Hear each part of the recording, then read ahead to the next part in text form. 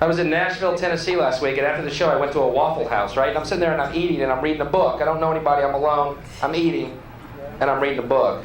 And this waitress comes over to me. "What you reading for?" I said, "Wow, I've never been asked that." Not what am I reading, but what am I reading for? Well, God damn it, you stumped me.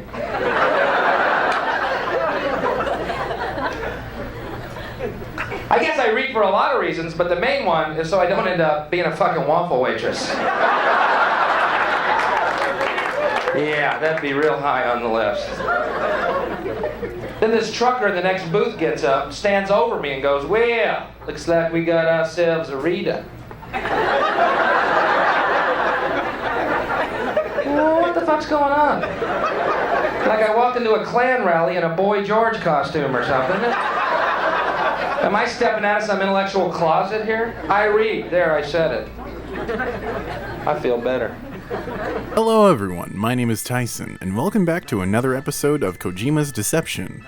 I wasn't sure how I'd make this episode, but after the release date trailer came out, which I'll simply be referring to as Trailer 6 for simplicity, I'm more convinced now than ever that a ruse is afoot. So prepare yourselves, and prepare your anuses for a right mindfuck. This episode is going to be different than previous episodes, if only for how much of this content is going to be actually written by members of my Discord or subreddit, as there's just so many interesting conversations about this topic that I felt it important to share it all with you, with their respective permissions of course.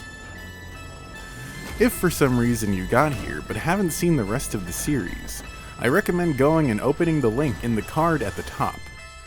It'll be to the playlist for the full series. That way you can see how we got here. If you're a fan of Hideo Kojima's works prior to leaving Konami with Koji Pro, you're likely already aware that he likes to pull the wool over the eyes of his fans. Since I did a breakdown of the trailer separately, I'm going to go ahead and skip the trailer for this video. But please check it out if you haven't already. I figured it would make this video a lot easier to make, as I can keep the two topics separate. Aside from that, I also highly recommend watching the rest of the series if you haven't already, starting with the 25-minute prologue that I've made. There are 7 videos prior to the one you're watching now. The prologue, parts 1, 2, 2.5, 3, 4, and the side-op. They're all needed to see the ideas that I believe will be present in Death Stranding, and I recommend watching them in order, which can be found in the card at the top. If you're going to skip any of the videos, I would only recommend skipping the side-op, as the side-ops are optional parts of the series. I also recommend playing through the Metal Gear Solid series, or at least watching Kefka Productions' movie edits of the series, in order to get the story of Metal Gear, which will make the connections more solid for you, no pun intended. In this video, I'm going to not only try and prove even further that Kojima is fucking with us all, but that Death Stranding's latest trailer strengthened many of these connections. More than that, I want to prove that Metal Gear Survive isn't just a cash grab from Konami. Consider it to be method acting. Instead, I want to look at the possibility that it's actually a prequel to Death Stranding, the bridge between worlds. I've kept you all waiting long enough. Let's get going. Separate reality.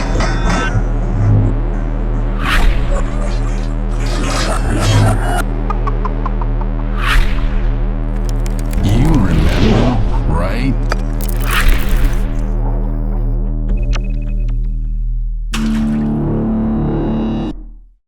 The first topic I'd like to discuss is the ruse, obviously. But more importantly, something that has been a constant struggle for me to contend against in the public when discussing the possibilities.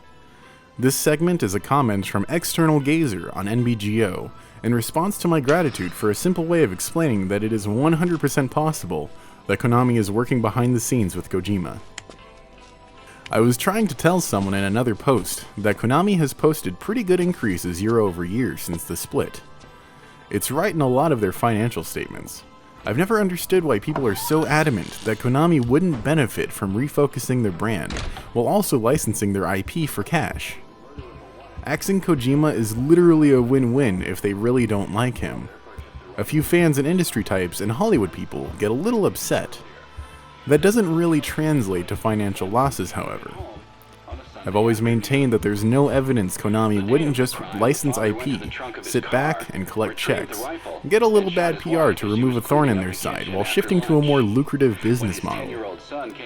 It has always been the weakest argument against the ruse, but it is always touted as the strongest. These are professionals. They're not just going to withhold IP if they can make money and don't want to fork over the resources to develop the games themselves.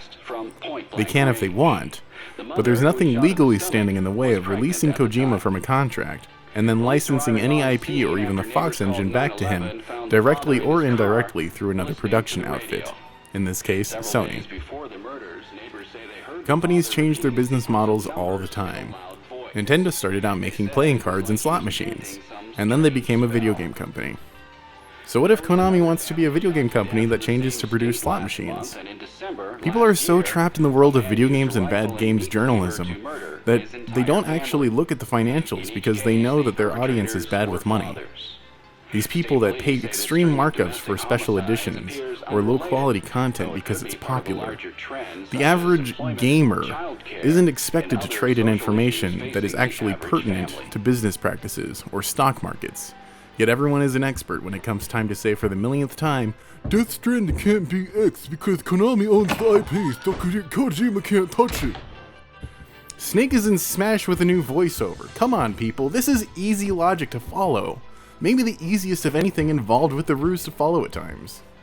I really couldn't agree with this statement more on that post, so thank you again to External Gazer for allowing me to use this post in my video. To add on to this, I'm going to read a segment from Cypher regarding the Konaminati, or more to the point, the story of Kojima's struggle in Konami. He wasn't just fired, but supposedly deranked, isolated in a room, and was blacklisted along with the rest of his team. All of this happened at the same time, not long before he left.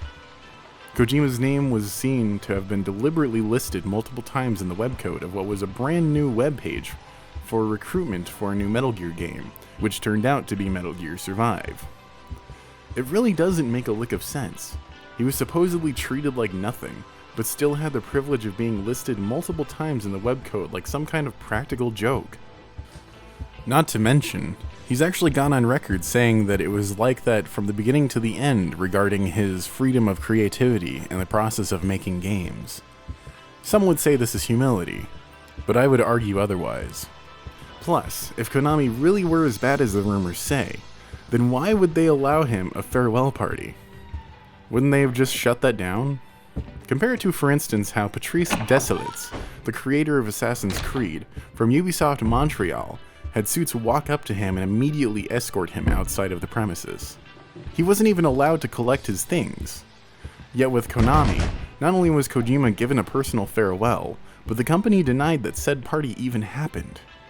Think about it, people. This does not make any sense. Finally, before I end the prologue, I want to read a segment from another contributor to my Discord server, Black Majima, and his thoughts on Kojima and the Konaminati. I've been really thinking about how Kojima always said that he wanted to move on from Metal Gear. I think at one point it was true, but because everything in our society, from technology to politics and so forth, has changed, it wasn't just Konami that made him continue, but he was given more fuel for potential new stories in the Metal Gear universe. I mean, why would you mention certain ideas of future games you wanted to do if you wanted to stop? You had all the time to try and make a new IP, even with Konami hovering over you. Yet we've received Peace Walker, Rising, both what it was supposed to be and the reinvigorated final product, and V.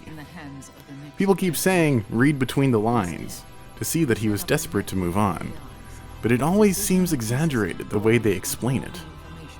I do think if Death Stranding is what we believe it is, it could be the actual swan song of Metal Gear and possibly Silent Hill, as it's in the mix despite not being his creation originally.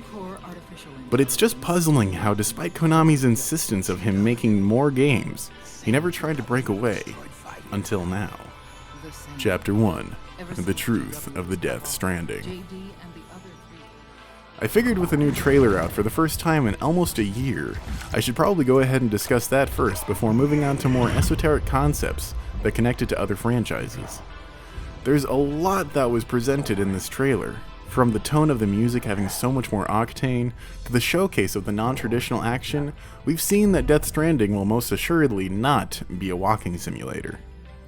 So as I mentioned in my first impressions, one of the first things that I'd like to discuss are the moments in the trailer where the camera is blinking, which if you'll notice is actually tied to the BB blinking.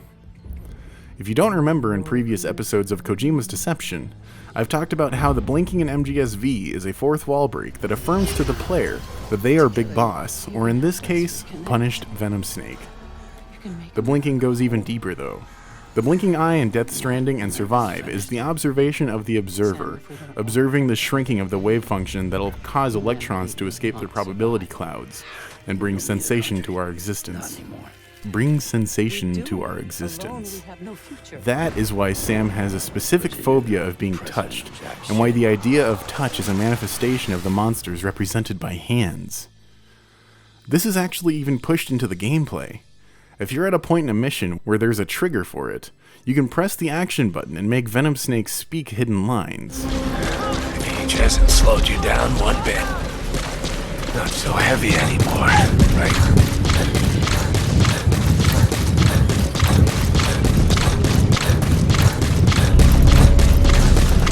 Magic words, boss. I've been waiting 9 years to hear them. Kept you waiting, huh? Come on. Say it for old time's sake. Kept you waiting, huh? It's really you, Snake. All these years without you. I knew this day would come. I see this as similar to when in MGS3, you would have the option during cutscenes to either mess with the camera by zooming in and panning, or even holding R1 or RB, depending on your system, to see in first person during certain points. In the beginning, it doesn't really seem too important, mostly allowing Snake and subsequently the player to stare at Eva's boobs. But there are points where it can be helpful, or even foreshadowing. I'll go more into that in the MGS chapter, as this is going to be something of a continuation of Part 3 of the series. Where Part 4 was mostly a continuation of the 1984 segment, this is mostly going to focus on VR, and how it applies to Death Stranding. Back to the BB blinking synced with the main blinking, I think it's pretty obvious what this means for us, but I also overthink things, which is why I make these videos in the first place. It's a creative and constructive means of expressing that. Anyway, to me, what this means is that Sam is not only directly going to be connected to the BB, but is actually going to be indirectly connected as well, as BB is tied to the player. We'll talk more about this later in the video as well. By the way, if you missed it in the trailer, BB means Bridge Baby. It also, interestingly, could be used for Big Boss, as he's commonly referred to by fans in shorthand. It also could be an official abbreviation somewhere, though I'm uncertain if that's the case. It is officially used to abbreviate the Beauty and the Beast unit, but that was in concept art. Either way, what I wanted to get at is what I brought up in the teaser for this, the trailer breakdown, which should be seen as a kind of behind the scenes, not an analysis. In hindsight, I should have just used a regular logo, not my analysis icon in the corner, which is kind of a misnomer. It seems to me that Death Stranding is the final Metal Gear and the origin of all Silent Hill games. There's a few things that need to be established right off the bat. As far as we can tell, Bridget is the original AI based on the boss AI in the Mammal Pod, and she is God. Fun fact, the name Bridget, or Brigid, is a Gaelic Irish female name derived from the noun bri, which means power, strength, vigor, and virtue. An alternate meaning of the name is Exalted One. In German and Scandinavian countries, the popularity of the name spread due to Saint Bridget of Sweden. She dies pretty early on in the game, as we see the purple-pink bandana on the corpse being incinerated that matches the one we see her wearing while she is still alive. From here, this splits her AI into two personalities, the red unnamed goddess and Amelie, the blue goddess. Side note, Amelie could very well be short for anomaly, which would strengthen this theory immensely, as it could be like Survive. She created an anomaly from the trauma of death, which represents the simulation crashing when Snake injected GW with the Foxalive virus. This could be equated to both emotional and physical trauma to the brain, being an AI losing one of its 5 cores. The Red God is the puppet master, but because Death Stranding is following the red and blue equals truth and lies analog, red-pilled versus blue-pilled, the idea of the good blue Amelie is a lie. She's no guardian. In fact, she could very well be this game's Liquid Snake, pretending to be Master Miller the whole time in MGS1. Cypher believes that Amelie is a pun that is meant to be am-a-lie, but I'm more inclined to believe that it's short for anomaly. It could be both. I suppose time will tell on that if either of us are on the money. That's why one of them is red, aside from to remind the user of the Red God from Silent Hill's lore, to emphasize that she's the evil version. Red is the one wanting to destroy the world, whereas the blue one wants to unite the world in peace and unity. But if her name is anything to go by in terms of puns, it's likely that she'll be a deception created by the Red Goddess. Either way, it would explain the red blanket covering Bridget. This would signify that the red counterpart would consume her upon death, or at the very least, take on her persona. It's also possible that she represents the Whore of Babylon, which will be covered in the segment about the Tower of Babel. The blue Amelie is likely split from the more sympathetic side of Bridget. However, being that they're two sides of the same coin, I also have a feeling that they will be on the same side in the end, as the red and blue ogres were always friends from the beginning. This theory of traumas being manifested in the simulation doesn't just stop there, it keeps going. Leading into Ground Zeroes, I'd like to discuss Project Ogre. This paragraph was written directly by Cypher with some modifications by me for reading aloud, and does a great job of explaining what Project Ogre is seeming to be at this point. There's a Japanese folktale that's about a red and a blue ogre. When you think about it, Konami is the red ogre, a lonely, misunderstood beast who'd only had his brash instinct as a means of communication, in the end only wanting people to like him. However, due to the red ogre's nature, people feared him and despised him. Kojima, on the other hand, is the blue ogre, the friend of red ogre, or Konami. The ogre of thoughtfulness and serenity, cunning and resolution. The two ogres' opposites allowed them to become great friends, and Kojima was made vice president of their digital arm. Then one day, the blue ogre, Kojima, asked for his friend, the red ogre, to run him out of town. It was all the blue ogre's plan, and in the end, whilst the two stayed friends, the blue ogre left in isolation. In other words, Kojima formed his new studio, leaving Konami, the red ogre alone again. The red ogre, curious of the blue ogre's absence, scoured the world day and night for his friend. In this case, my theory is that Bridget, pronounced like Bridge It, which almost sounds like a command, was the original AI which was trapped in purgatory. Upon death, her consciousness split, the red going to Hades or Inferno, and the blue going to Paradise. This ties back into my idea that Death Stranding will be a 3-layered simulation based on heaven, hell, and purgatory. I believe it was Young's analysis of the new trailer that he did where he alluded to the idea that it may very well be that Sam has to kill himself in order to end up in Hades, where he may fight Cliff, played by Mads.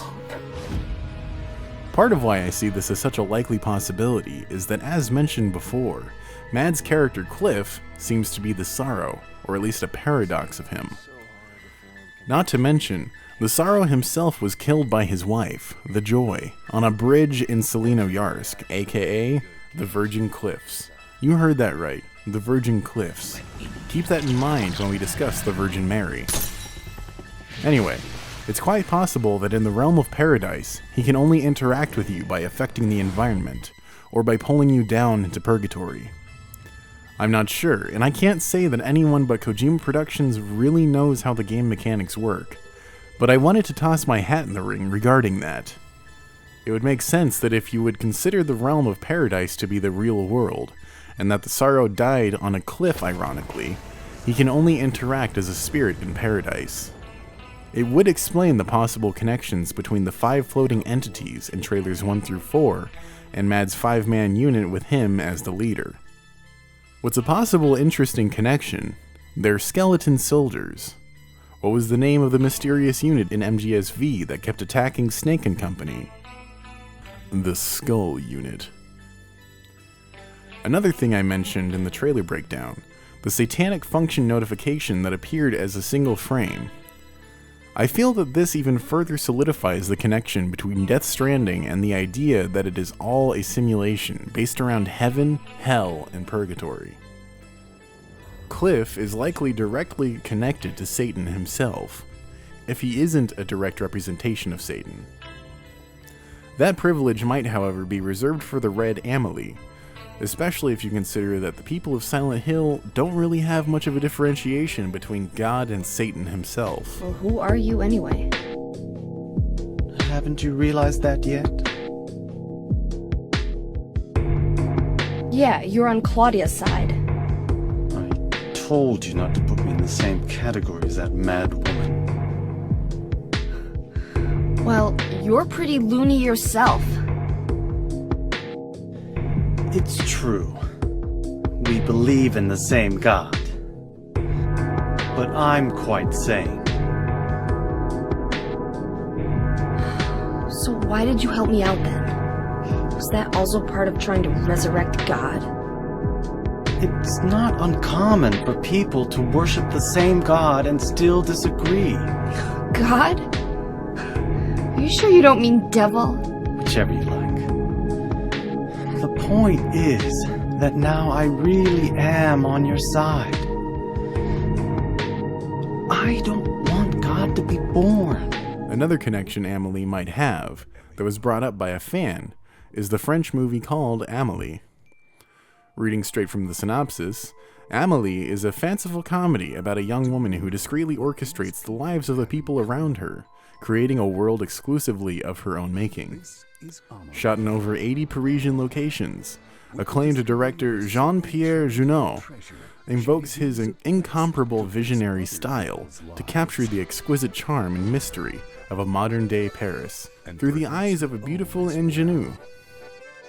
If you highlight certain aspects of the movie's plot and make it darker and more about a simulation, it's about a woman who secretly orchestrates the lives of the people in the simulation around her, creating a world of her own designs. Death Stranding is also going to be a place in various locations, many of which seem to be mashed together from different parts of the globe. On the topic of things that are mashed up, are you ready for me to look like Charlie Day? Stress, okay?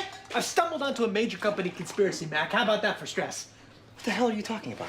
This company is being bled like a stuffed pig, Mac, and I got a paper trail to prove it. Check this out. Take a look at this. Jesus Christ, That right there is the mail. Now let's talk about the mail. Can we talk about the mail, please, Mac? I'm dying to talk about the mail with you all day, okay? Pepe Sylvia. This name keeps coming up over and over again. Every day, Pepe's mail's getting sent back to me. Pepe Sylvia, Pepe Sylvia. I look in the mail. Well, this whole box is Pepe Sylvia. So I say to myself, I gotta find this guy. I gotta go up to his office. I gotta put his mail in the guy's goddamn hands. Otherwise, he's never gonna get it. It's gonna keep coming back down here. So I go up to Pepe's office, and what do I find out, Mac? What do I find out? There is no Pepe Sylvia. The man does not exist, okay? So I decided, oh, shit, buddy, I gotta dig a little deeper. There's no Pepe Sylvia. You gotta be kidding me. I got boxes full of Pepe. All right, so I start marching my way down to Carol and HR, and I knock on her door, and I say, Carol, I gotta talk to you about Pepe. And when I open the door, what do I find? There's not a single goddamn desk in that office. There is no Carol in HR. Mac, half the employees in this building have been made up. Here's a look at the updated version of Cypher's string theory, which I absolutely love because of all the crazy points of connection. The woman in the red dress is Mouse's simulation program connected to the Red Goddess, God, and The Woman in Red, a film released in 1984. Lena Katina, a singer born in 1984. Conan O'Brien as a reference to O'Brien, the antagonist of 1984 by George Orwell, alongside Kotaku's Brian Ashcraft, who quite literally made both sides of the Konami argument as a single writer, only with a good amount of time in between the releases. Silent, silent, silent, hills, hills, hills. A song by the mentioned artist Lena Katina, who, as mentioned, was born in 1984, the year where the truth was fully under the control of Big Brother.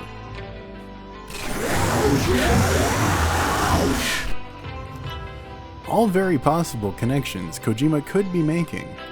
One thing that I don't think has been touched on in other theory videos discussing the new trailer, but there's something that Hicks says that has many meanings. Oh, it's so hard to form connections when you can't shake hands.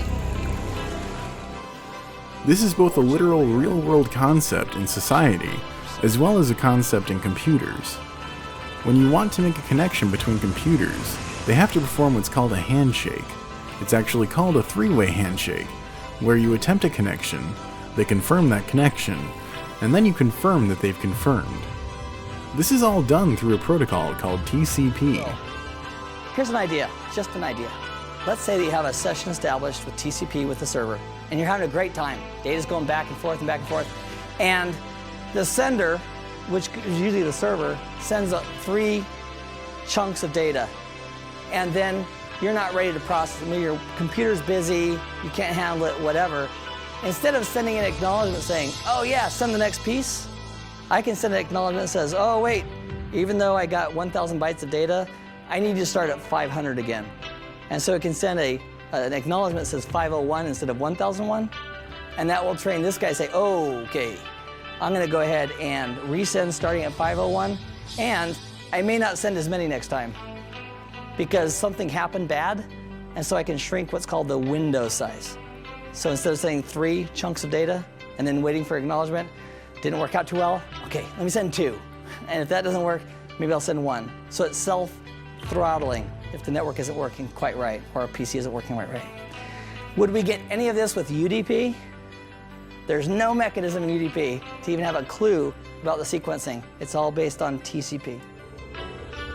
TCP stands for Transmission Control Protocol, and it's a standard that defines how to establish and maintain a network conversation, via which application programs can exchange data. UDP does not do this as it is designated for short messages, not constant connection. This is very overgeneralized, but it's to make this as easily digestible as possible. Feel free to correct me on some of these details in the comments section below. I will cite my sources in the description as usual. So with that explanation out of the way, it's quite possible that Hicks was referring to a digital connection through the internet, not just a literal handshake preventing people from creating personal or business connections. Kojima likes to work this way. Almost everything he includes in a game has multiple meanings. I also wanted to go back to the idea of connections to the USS Callister episode of Black Mirror, which is a show that has been under scrutiny of potentially being connected for quite some time. It explores the concept of humans being boiled down to a file on a computer simply by scanning DNA into a simulation. In this case called Infinity. It's very possible that Death Stranding will work the same way, and that these people you see in the game are all virtual clones of someone within the virtual world, which is powered by the Copplethorne engine. The interesting thing about the Copplethorne engine, which we'll dig more into later, is that it's based in quantum mechanics, not your basic ones and zeros. Nowadays, as we reach closer and closer to quantum computing, this becomes a more and more possible reality for us to reach in the not too distant future. It would also explain why Elon Musk is so worried about a potential immortal AI overlord, which many would see as a dictator, as that's essentially how it would work. He even suggests the concept of scanning yourself into the AI so that you don't become irrelevant. Does this sound like a potential plot device for Death Stranding to you? Sure does to me. Last but certainly not least for this chapter, I wanted to share some thoughts from Lex in my Discord group regarding his thoughts on the potential timeline of the trailers. Prologue. Pre-E3 2019 trailer, Mads is seen at the end of the trailer talking to the BB. The reason I'm suggesting this is the start is actually based on Young's trailer analysis, where he was saying that it seemed like this was the earliest possible point, where it was possibly prior to the grand event of the Death Stranding event, as he's referred to it, which sounds pretty accurate to me until we hear otherwise. He also suggested that Cliff could also be the cause of the event, which would be interesting if you consider the burden of guilt his death had on the boss's heart. Act 1. Trailer 3, TGA 2017, was, keyword, the earliest scene from the game that we had seen prior to that point in time, before the E3 2018 trailer was released, which showed us Sam meeting with Fragile, and refusing her offer shortly before the accident. He doesn't have the baby and he still has the porter suit. Early, possibly mid-act, TGA 2017 with Trailer 3, Sam and company crash. As Lex had alluded to in the original write-up of this timeline, this seemed pretty early on when he was working for himself prior to working for Bridges, as it seemed that Fragile had also ended up doing that at some point. It's here that Sam encounters a multitude of enemies, and it's here that we see the full effect of the timefall and what happens if more than one drop touches you. It's also here that the two members die. We're also introduced to another antagonist, the man in the golden mask, aka Hicks, showcasing his powers, summoning creatures from the black liquid. This time, he summoned a huge humanoid creature with hands for a head. It's at this point Sam is also left with the responsibility of taking care of the Bridge baby, that the Bridges employee believes is very important. As for the rest of the trailer, my guess is all of the scenes that are after Trailer 3. That clip must be happening around the time he's talking to Bridget prior to her death. And my guess is that this scene is followed by what is seen in the new trailer, Sam running on his very damaged old bike, while wearing the porter suit. End of Act 1. The death of Bridget, followed by her funeral. Despite the funeral being the dying god, she splits into two, creating the Red Goddess, referred to as just God here, and Amelie, the Anomaly. We see God leaves with a massive group of followers, one of whom, pointed out on BGO, might represent the lost mind of the boss as an astronaut. And we see Amelie crying blood, a false Mary, pointed out by ArchangelReaper. Act 2. I don't know what order, but at some point, probably during the first half, we'll encounter Hicks, this time interacting with Sam, a true introduction to him after the tease in the first act, similar to Heath Ledger's Joker tease in the beginning of The Dark Knight, versus his real introduction when he interrogates the gang leaders. The end of Act 2. While Sam's powers have come far, he has lost all of his gear except his life indicator on the handcuffs. Literally left naked on a beach with the baby, and he loses the baby to GDT. Conclusion? All we have seen is from the first two acts, just like a good trailer should. It gives a good understanding of the game itself before we get it. Chapter 2. Copplethorn. Bring sensation into our existence. This chapter is going to be mostly Cypher's baby, as he contributed a lot to this topic, ironically enough. Before I get to his own contributions, however, I want to read a segment that was posted to NBGO by a mysterious person who created an account a year prior, then suddenly popped up with a giant text block about Metal Gear Solid Mobile on the Nokia N-Gage, a non-canon spin-off that not many people even know exists. I wanted to talk about this since I first saw the ending sometime before seeing this individual make their posts. It's highly likely that this person is actually a troll, but they're discussing a relevant piece of information in this mystery, the Copplethorn engine. What's funny is that this person was going by the alias of Victoria Reed, who happens to be the engineer in charge of the simulation in said mobile game, at least until you realize that her name is actually a code for VR. Since then, both Victoria Reed and Maxine Work have disappeared from Reddit entirely outside of screenshots.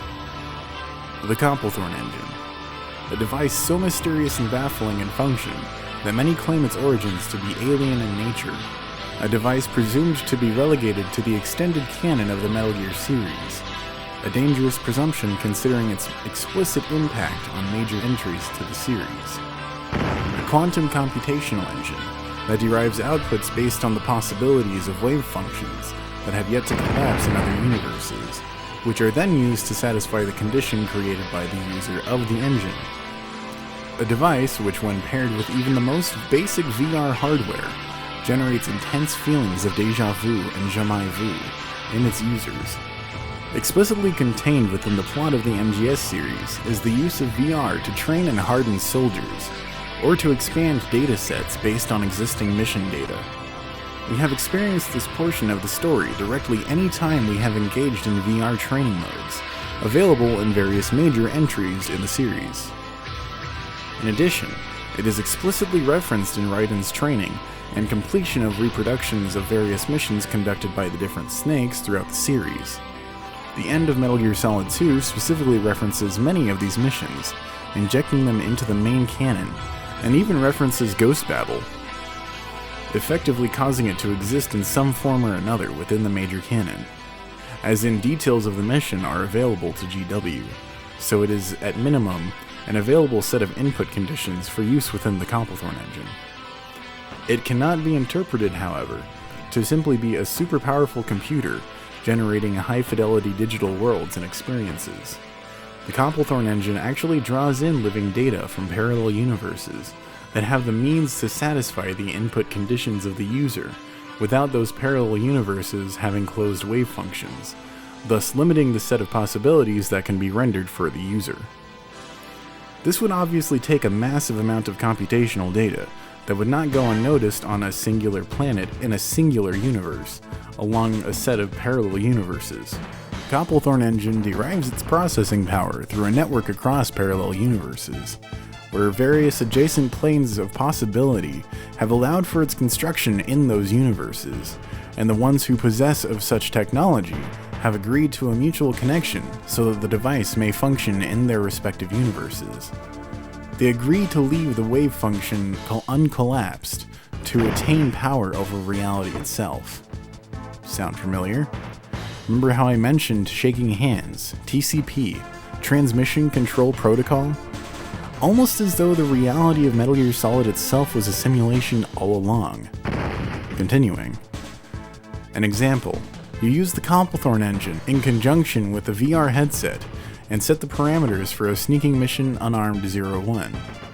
The engine draws from all universes that satisfy the parameters to create a short landscape for the user to be present on, with a single guard standing before a defined goal. At the outset, all the possible outcomes of the inputs are open to the user. They can move past the guard unseen. They can stun the guard with punches. They can flip the guard over their shoulder. As these actions are performed, wave functions begin to collapse. If the guard is killed, all the possible outcomes where the guard is alive are erased from existence. Literally, those universes are gone now. If the user fails to meet the conditions for success and elects to retry, the wave functions are opened once more, and the universe where the user failed is deleted as its wave function collapses. It is then recorded as data in the observing universe. What this means then is that there is in fact a canonical explanation for not only virtual reality and simulation, but parallel dimensions and VR beyond the limitations of zeros and ones. This is quantum VR, capable of connecting to an infinite number of parallel universes, some of which may have absolutely nothing in common other than their connections. The origin and function, then, becomes pivotal. If the Copplethorne engine was not developed in the main canon of the Metal Gear saga, and the only representations can be found outside of its canon, how can it turn up in the main canon with almost no recognition? How can its functions be so baffling in the main canon of MGS that it is merely attributed to alien technology? A small boy named Chris is pulled through a wormhole in the 80s. He is stranded in a parallel universe. He leaves that universe through a wormhole and returns seemingly to his own universe in the early 40s. He spends 30 years developing technology to free his friends from the universe in which he is stranded, and as a result, wormhole technology exists in the 80s to strand him in the first place. Retrocausality is a major issue in quantum mechanics within popular fiction. Better yet, why babies? Schrodinger's cat is the baby step to understanding the collapse of a wave function. We continue to have this debate. Unless observed to be born, which is it, alive or dead? In the context of the Copplethorne engine, a child is perhaps a key. Why are the Patriots always taking children? They have too much influence for blackmail. They have too many resources to inflict pain, both physical and psychological, for the theft of a child to be the most compelling. Perhaps children, specifically newborns and unborns, serve a key function in the Copplethorne engine and its cross-dimensional networking and applications. This will be my one and only transmission. come together. This account would then post another 2 comments and disappear from Reddit just like Maxine's work afterward. One thing of note from Dimortal, it was going to be its first cake day on June 6th this year, with 1 comment and 10 karma. That is highly strange. Still, we shouldn't give it too much credibility considering it came from nowhere. In fact, I'm gonna go as far as to confirm that this is, in fact, a troll, because they have shit grammar and spelling skills. Here I am, finalizing this script, and this segment is the biggest pain in my ass to correct out of all of this. That wouldn't be the case if this was a legit piece of the puzzle from Koji Pro staffers. Next, I want to present a response to this next person, one of my followers by the name of Caliground213. I cut the first sentence since we've now confirmed that this is indeed a troll. So I've been reading up on the Copplethorne engine, and there's some fascinating connections I've been able to make so far. Here's a small one. Sometimes a singularity can break into another universe, and the only way to restore each universe would be to capture the singularity, and perform a counter-unitary conversion via the Copplethorne engine, thereby dispersing the wave function to its state before convergence. For example, let's say a soldier has just killed an enemy within the VR simulation. That means that the universe containing the killed enemy was observed and made definite. In other words, universes where the enemy soldier had not been killed lose their indefinite potential and are erased from all existence.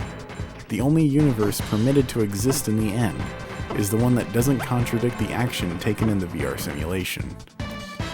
Whenever a mission ends in failure, or the option is picked to try again, the potential for existence for that very universe is denied, and eliminated as never having existed. Every time a mission is replayed, an uncountable number of universes are destroyed. In simpler terms, it's a time paradox on a multi-universal scale. What's more, we cannot say that our universe is the only universe. At the quantum level, until a wave function collapses upon observation, Schrödinger's cat is alive and dead as a superposition of states. The moment observation occurs, these 2 possibilities branch into separate worlds, with the universe continuing to split infinitely. If the universe splits without end, it's possible it could eventually recreate scenes from the past, and if those moments played out differently, it wouldn't negate what happened in our reality. A paradox would simply mean another future. The following is one possible story of one possible universe, born of paradox after paradox after paradox.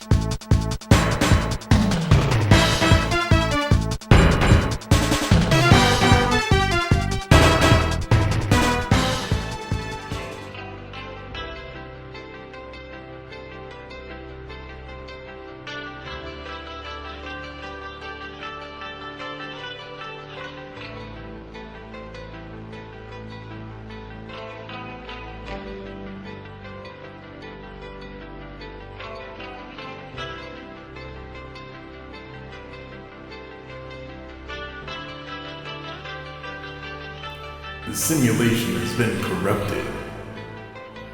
All data has been erased. The subject was more resourceful than expected. Wipe his memory of these events, then release him. He'll be of use to us later. Another subject must be found. We've already selected a new candidate. Someone with a more impressionable mind. Excellent. This is only a minor setback. Snake failed to give us the information we require.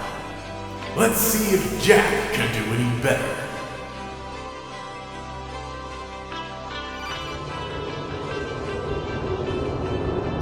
Snake, Raiden. Otacon, you alright? Yeah, so are all the hostages. That's good news. How's everything on your end? Alright for now, but there is something. What? The Colonel's last transmission was strange. Strange? How? Just strange. No idea. Interference? I don't know. Where is this Colonel? I don't know. I've never met the man, actually. I'll dig around. Thanks. I owe you one. If there's anything else, call me on the codec. I might be able to help. The frequency is 141.12. Raiden, about this Colonel of yours. I found out where he is. Where? Inside Arsenal. What? I've checked out all the possibilities, but I keep coming back to Arsenal. It isn't a relay point, it's the origin of the signal. And the encryption protocol it uses is exactly the same as that of Arsenal's AI, the so-called GW. What the hell does this mean? I think it means you've been talking to an AI. That's impossible. The Colonel probably isn't GW per se. GW was most likely stimulating cortical activity in the dormant part of your brain through signal manipulation of your own nanomachines. The Colonel is, in part, your own creation, cobbled together from expectations and experience. That's crazy! But it's probably the truth. The virus may be starting to affect GW, which would explain the Colonel's behavior. It was all an illusion? Everything I've done so far? Raiden. Snake, what's happening around here? I don't know. What I do know is that you're standing right here in front of me. Not an illusion. Flesh and blood. Huh? It's your call. You can drop this if you want. No, I can't do that. Let's go. Save Yourself also added in the following. Otacon quickly receives his first lead on development of a new Metal Gear. AI programmer Dr. Victoria Reed has agreed to reveal new details on the Metal Gear in exchange for assistance in her escape. Midway through the mission, however, it turns out that Victoria Reed means VR. Snake finds out that the Otacon he is talking to is part of a giant VR simulation. Otacon from the outside world then breaks in and helps guide Snake out of the VR simulation. Snake fights the commander on the top of a VR Metal Gear Rex. After defeating him, Snake wakes up to unnamed voices speaking. They say that while Snake did prove useful, he failed to provide them with the battle data that they needed for the project since he crashed the simulation, and they instruct someone to erase all memories of the simulation and dump him back where they kidnapped him.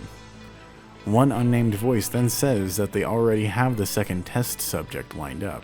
Another voice then replies, "Let's see if Jack can do any better." I get that he is a master hacker, and I get that the mobile game is part of the extended universe, so you can tally up this plot device as being Deus Ex Machina in the sense that in so many movies, they just mash up some keyboard buttons and magic stuff happens. Otacon exists solely to tie together loopholes with sci-fi mumbo-jumbo. But I do find it off that they don't seem to say why Otacon could not remember the events. When you think about it, philanthropy was funded by moving around some offshore accounts through hacker magic, where Snake and Otacon took a few years to go around the world and decommission Metal Gears being developed by world powers. If it wasn't in the Patriots' best interest to allow governments to have their own drone and gear tech, then Snake's missions during those years would have and could have been shadow funded by the Patriots. Otacon was in charge of the funding and logistics, just a small two-man operation. Otacon located the gears and found the money to fund the operations. Also, the tanker incident was a part of the S3, so whoever tipped off philanthropy knew how it would play out for the events of the Big Shell and the S3. Did I just assume Otacon is working for the Patriots by a simple retconned extended universe oversight in Metal Gear Mobile? It's not hard to imagine. Huey and Strangelove were his parents after all. His sister Emma was the final touch to building JD and GW, and launching the satellite and backdoor trigger for the Y2K software. Whether Otacon is deliberately a Patriot shill or not, it seems that the Patriots are a faceless hydra that own the economy. Technically everyone works for the Patriots if they want to or not.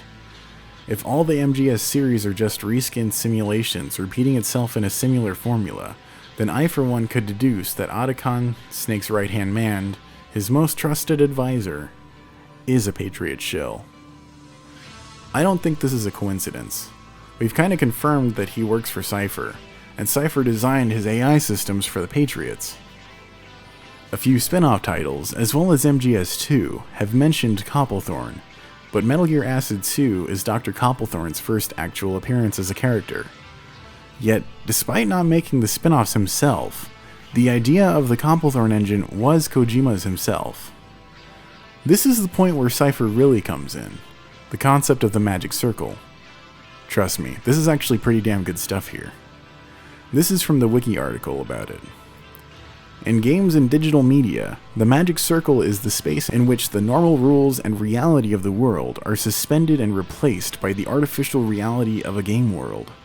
As noted by Edward Castronova in Synthetic Worlds, The Business and Culture of Online Games, the boundary delineating this space can be considered a shield of sorts, protecting the fantasy world from the outside world. Instead of being impenetrable, however, an examination of contemporary virtual worlds reveals that the magic circle is actually quite porous. More directly, there appears to be a relationship between virtual worlds and the outside world. Even though virtual worlds display a range of attributes that are unique to their realm, they also exhibit characteristics deriving from the outside world. Castronova uses the term synthetic world because a synthetic world cannot be sealed completely. People are crossing it all the time in both directions, carrying their behavioral assumptions and attitudes with them. As this suggests, elements of synthetic worlds are being evaluated in terms of their importance in the outside world. These newly established values subsequently gain significance on both sides of the membrane. Thus, it becomes difficult to determine the meaning of the word virtual. As stated by Castronova, the allegedly virtual is blending so smoothly into the allegedly real as to make the distinction increasingly difficult to see. The creation of the term magic circle has been attributed to Dutch historian Johan Huizinga, born 1872, died in 1945. In Homo Ludens, a study of the play element in culture, Huizinga wrote, "All play moves and has its being within a playground marked off beforehand, either materially or ideally, deliberately or as a matter of course. Just as there is no formal difference between play and ritual, so the consecrated spot cannot be formally distinguished from the playground. The arena, the card table, the magic circle, the temple, the stage, the screen, the tennis court, the court of justice, etc., are all in form and function playgrounds, i.e. forbidden spots, isolated, hedged around, hallowed, within which special rules obtain. All are temporary worlds within the ordinary world, dedicated to the performance of an act apart. However, Johan Huizinga never really said that a game is a magic circle. What he said was that a magic circle, like many other cultural activities, may have game-like characteristics. The term magic circle was coined by Eric Zimmerman and Frank Lantz in 1999, and popularized by Eric Zimmerman and Katie Salen in 2003. Eric Zimmerman admits in his 2012 essay, Jerked Around by the Magic Circle, clearing the air 10 years later, writing, "The magic circle is not a particularly prominent phrase in Homo Ludens, and although Huizinga certainly advocates the idea that games can be understood as a separate part of everyday life, he never takes the full-blown magic circle point of view that games are ultimately separate from everything else in life, or that rules are the sole fundamental unit of games. In fact, Huizinga's thesis is much more ambivalent on these issues, and he actually closes his seminal book with a passionate argument against a strict separation between life and games. The magic circle is not something that comes wholly from Huizinga. To be perfectly honest, Katie and I more or less invented the concept, inheriting its use from my work with Frank, cobbling together ideas from Huizinga and Kailoi, clarifying key elements that were important for our book, and reframing it in terms of semiotics and design, two disciplines that certainly lie outside the realm of Huizinga's own scholarly work. But that is what scholarship often is, sampling and remixing ideas in order to come to a new synthesis. Cypher steps in about here. Homo ludens is an important part of the history of game studies. It influenced later scholars of play, like Roger Kailoi. The concept of the magic circle was inspired by Homo ludens. It is based on Durkheim's distinction between the sacred and the profane. While it did not play a central role in Huizinga's thinking, it was later popularized and expanded by Katie Salen and Eric Zimmerman in Rules of Play within game studies. We can always tweak the rules a little. Up is down, left is right. Death is life. It's like the Matrix, where people inside it can actually see the apocalypse happening right before their very eyes. The man would have an entirely different team that isn't led by him. Make a game based off his notes, whilst Kojima then disavows having anything to do with them at all. There are no limits to his meta. An MGS game designed by another team is just another way of how he implements these concepts, slowly over time. The idea of alternative realities, each with different dev teams, being its own layer within a simulation core. In this case, the Copplethorne engine. People truly underestimate just how much this man thinks outside the box. He lays the foundation before he scatters the pieces. What if Kojima really has been thinking about this since the beginning? What if he sought an idea to make spin-offs by other developers, relevant to the overarching plot of the entire franchise? No end to the virtual labyrinthine. Just another door. Chapter 3. Bridges Between Worlds. A terrifying simulation. I'm going to start this segment off with a discussion between Cypher, Amos, and myself about the base concepts of what we see Death Stranding as, independent of all the theories of connection to Metal Gear and Silent Hill. Considering Jeff would just tease the Red E business cryptically like that in a tweet in 2016, I reckon it's likely going to be a very big deal. Next to it, we have a spider symbol in the form of circuitry, which to me at least seems to suggest a connection via electronic strands. Electronic or digital, it's technically both, as virtual simulations would be powered by a massive amount of electrical power. The spider, much like the web, and the Bridges logo itself, represent these connections. We also were given another potential tip that the spider symbol was important, with Kojima posting the character model and life-size mannequin of Sam with the same spider design on the case. First time we ever saw this spider was a symbol in MGSV's Gamescom 2015 demo, concerning Mother Base with a spider and the initials PT on it.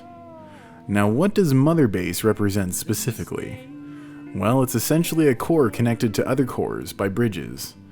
Kinda similar to electrical nodes being connected via circuitry, each node would represent, similar to Mother Base, an electrical core. Now, think instead of Mother Base, it's motherboard. What's a motherboard? Well, similar to Mother Base, it's a series of cores of electrical nodes connected via bridges of circuitry. Best way I can describe it is that Kojima is the boss, right? We are all Big Boss. Big Boss had his own ideals that he derived from what he thought the boss's ideals were. It wasn't until much later that he actually understood what her message was. Much like Big Boss, Every player has their own ideal of what MGS is about, and what Kojima is about as a creator. That being said, that's why we're getting such harsh responses when trying to propose ideas, aside from some of the more wild ones, as it conflicts with their internal idea of what Kojima as a creator is, and what is possible or probable. Perhaps Death Stranding will be the red pill that finally opens the minds of those who just don't get it. Do you get it yet? TEDx in Cyprus, which hosted the now famous Sergio Canavero, neurosurgeon. This happened almost exactly a year before MGSV's release. It's mind-boggling. Hideo Kojima is literally a serial liar when it comes to marketing. Like when he said Death Stranding wouldn't have a dark element to it, or it isn't horror. That it's more of an action game, despite that all the trailers prior to the latest showed us that it barely has any action and seems more focused on survival and horror. So survival horror, it's a no-brainer. Kojima's pulling the Phantom Pain in reverse. Trailer 2 should have been enough proof that Kojima was lying when he claimed it had no dark element, or isn't horror. But many fans of Kojima never learned to distrust his lies. As Chapter 2 was Cypher's baby, this one's kinda my baby, as PTSD has been a very close topic for me for a few years now. I'll go into that another time in a personal video, but for now, let's stay on the subject of speculating about Death Stranding. Remember how I said that it seems that Sam and the BB have an indirect connection, making the blink sync with the camera? BB is linked directly and indirectly to Sam, because we are BB and BB controls Sam. We see through the TV, therefore that is our eyes. BB, or Big Boss, has severe post-traumatic stress disorder. A common symptom of PTSD is an out-of-body experience, where you don't feel like you're in control of yourself, and it feels like you're watching yourself from the third-person perspective. In this case, they're making the camera have a source, kind of like they did in Super Mario 64 quite brilliantly, with the Lakitu being the camera operator. I think it's even more brilliant in the case of Death Stranding, because the explanation isn't that we're watching the camera feed from a Lakitu, but instead that we're experiencing the story through a couple layers of PTSD. The first being the disconnect from his inner child, and the second being his inner child's disconnect from himself and how he views the world, being mostly in the third person. I'm going to go ahead and read a segment from Enrique, one of my followers who recently joined my Discord, where he's discussing the simulation of Death Stranding and subsequently Metal Gear Solid and Silent Hill. My take on the whole connections thing. This is both literal and figurative. Literal in the sense that physically it is no longer possible to touch, as we are being simulated. Figurative in the sense that, as Sam states at the end of the trailer, Cable won't do the trick this time. Cable is a reference to the internet, to the global connection. In the USA, I don't think I've ever heard it referred to that way, but in Mexico it is a common nickname for tech that streams through what in the past used to be cables. There's also the point to be made that quantum computing will fundamentally change the meaning of a connection. Quantum computation goes beyond 1 and 0 because of its nature. It is said that quantum computing will run in parallel to binary computing, as they can serve different purposes. Certain operations that can be performed by binary computers are actually faster when processed that way than with quantum tech. That being said, simulation is the strongest suit of quantum computing. This is because quantum computing works on the superposition of particles, which essentially means you can have particles be in more than one spot at the same time. In quantum physics, the concept of particle is rather weak, as such particles behave differently according to whether or not it is being observed. When not being observed, such particles behave more like waves and act almost randomly. Because of this, simulations can be run much faster in quantum computers, as the processing of the possible outcomes is handled in parallel as opposed to binary computing, where such operations occur chronologically. The big difference is that quantum computers allow simulating many possible outcomes all at the same time. A quantum computing model would not work with TCP, as such connections literally occur, while at the same time they don't occur. A possibility that I see is that the black goo we see is simply a leaking of another variant of a simulation. Since such simulations are quantum-based, no TCP can be achieved. Such connection can both exist and not exist at the same time. Under such premise, the observer or the conjurer of the BTs would be someone who is able to observe the simulation and therefore determine the course of the leaking from one world to the other. The BTs being summoned is, in my opinion, a direct consequence of such quantum simulated worlds, leaking into each other as quantum computation and simulations do. Remember that quantum simulations are parallel, and therefore they influence each other, and are influenced by the observer and their parallel processes. They are not independent from one to another. This process of bleeding BTs into another world could be a reference to what is known in quantum physics as quantum entanglement. Quantum entanglement is the principle that describes how two particles can be intertwined and linked together. The BTs could be entangled creatures from another world. This would mean that the creatures we see are not only present in Sam's world, but simultaneously are present on the other side. A curious fact, it is hypothesized that quantum entanglement could be the key to the Internet of the future, an internet that does not run through cables, but rather through entanglement or particles.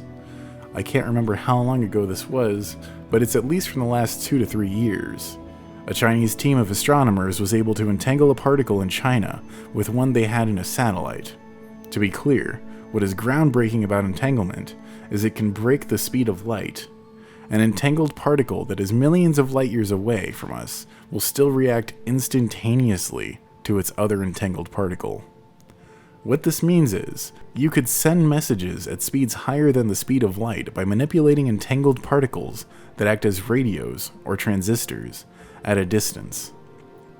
Ironically, if you notice, this means quantum entanglement can be utilized to generate superfast binary computing. Part of the reason I chose the title of this chapter is to call back to 1984 and how it will influence Death Stranding's world. The following section is going to be a conversation between Demortal, Cypher, and Save Yourself.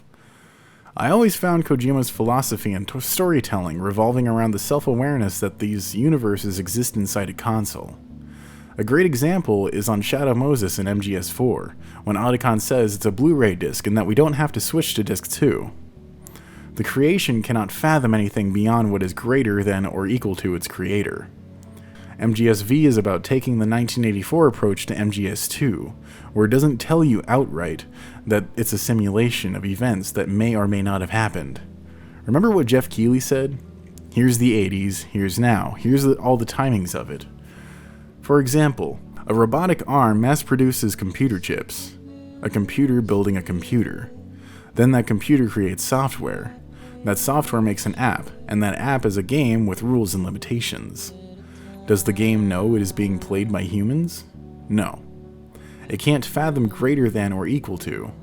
So in Death Stranding, if we are tethering the idea of this all being inside an AI, most likely an AI with a virus, then it's possible that all the hills in MGS games are fictional simulations based in parallel realities, born from paradox after paradox. They're all video games. That's the meta of it. But if the events of one world affect another, can you kill God? With time, we all could be playing any MGS title or Hill title at any given time. The console cannot fathom time, however, because it is not greater than or equal to its creator. That would mean in this realm, every version of every universe is running simultaneously. A time paradox. In fact, I often made a point about how Death Stranding is also a social commentary on how Kojima sees all video games with a life and continue system as their very own individual purgatories. Whether it be Pac-Man, Mario, Mega Man, Snake, they're all trapped inside a virtual purgatory, made purely for the entertainment of people. In that sense, Death Stranding is literally the video game story, with the players simulated into it. All this is to say, I think Troy Baker saying hard to make connections when you can't shake hands really reminds me of the Shadow Moses events, especially since 2 entire games and about a decade of real time has been invested in the story about Ocelot and his missing arm. If everything is inside the Matrix, no matter how many layers you peel back, even Zion, it's still a movie on a disc, tape, or hard drive. But conceptually, Neo is the one, and he can bring peace to the outermost realm he can travel. I think this is who Ocelot is, the child of the red and blue gods. He is Neo, and I wouldn't be surprised if we see different versions of the same character at different times. The simulations. Speaking of the Matrix from earlier, in a similar way, in the absolute end that we can comprehend, the Matrix is just a movie on a disc. Even though Neo can travel to the outermost plane of existence, or further, he can never jump off the disc, and that, my friend, is the principle of cosmic horror, a shadow we can feel but cannot fathom, illusions that break the laws of the natural world as we know them. We never know for sure, but it does not stop us from trying to answer the questions as old as Babylon. Can you kill God? Remember, Agent Smith's mission was to kill his God, the one who wrote his program, the Oracle. Once he killed his creator, he could move beyond his realm to Zion. But even the architect alluded to Neo, that there are multiple simulations of Earth, and multiple Zions, and multiple chosen ones, because the Oracle made a prophecy that created balance to the system. It's Greek Babylonian mythology. It's a tale as old as time, and I would not be surprised at all if a game where time and space are lucid, that we don't encounter multiple timelines of the same characters, including a certain Troy Baker voice character with a missing arm who can't shake hands. I know, I'm hung up on that damn Troy Baker line, but damn it, 10 years and 2 games are focused on a big bad evil guy with a missing arm. I can't let a line like that slip. I'd like to cover some connections to a contributor on my server by the name of Save Yourself, as well as Moya Horror's director, Amos, in a conversation that they had. The 7th circle of hell is divided into 3 rings. The outer ring houses murderers and others who are violent to other people and property. Here, Dante sees Alexander the Great, though this is disputed, Dionysius I of Syracuse, Guy de Montfort, and many other notable historical and mythological figures, such as the Centaurus, sank into a river of boiling blood and fire. In the middle ring, the poet sees suicides who have been turned into trees and bushes which are then fed upon by harpies. But he also sees here profligates, chased and torn to pieces by dogs. In the inner circle are blasphemers and sodomites, residing in a desert of burning sand and burning rain falling from the sky. A desert of burning sand and burning rain falling from the sky. It almost sounds like Survive and Death Stranding, 2 different rings of the same level of hell. The Great Wheel of Cosmology view of the 7th circle of hell described it as having vapor-polluted skies similar to Malbolge, but the surface was solid. The post-Spell Plague view described Maladomini as a colossal maze of passages, each several miles across, that eventually led to Cania, Malbolge, and Nessus. All 3 models agreed that the 7th circle of hell was filled with ruins of old cities, stagnant rivers, exhausted and abandoned quarries, strip mines, stone aqueducts, lava canals, decaying fortresses, swarms of biting flies, and black pools of ichor that erupted from the ground. The Lord of the Seventh was never satisfied with the construction of his capital, and repeatedly built and abandoned city after city. The largest and most beautiful was Malagard, a sprawling metropolis palace fortress arcology with black myriad towers linked by a tangled web of bridges and walkways. Malagard was rumored to contain 1 million rooms and to cap an equally complex dungeon labyrinth. Mute it, slow it down, and pay attention to the imagery that the game show AI is conjuring.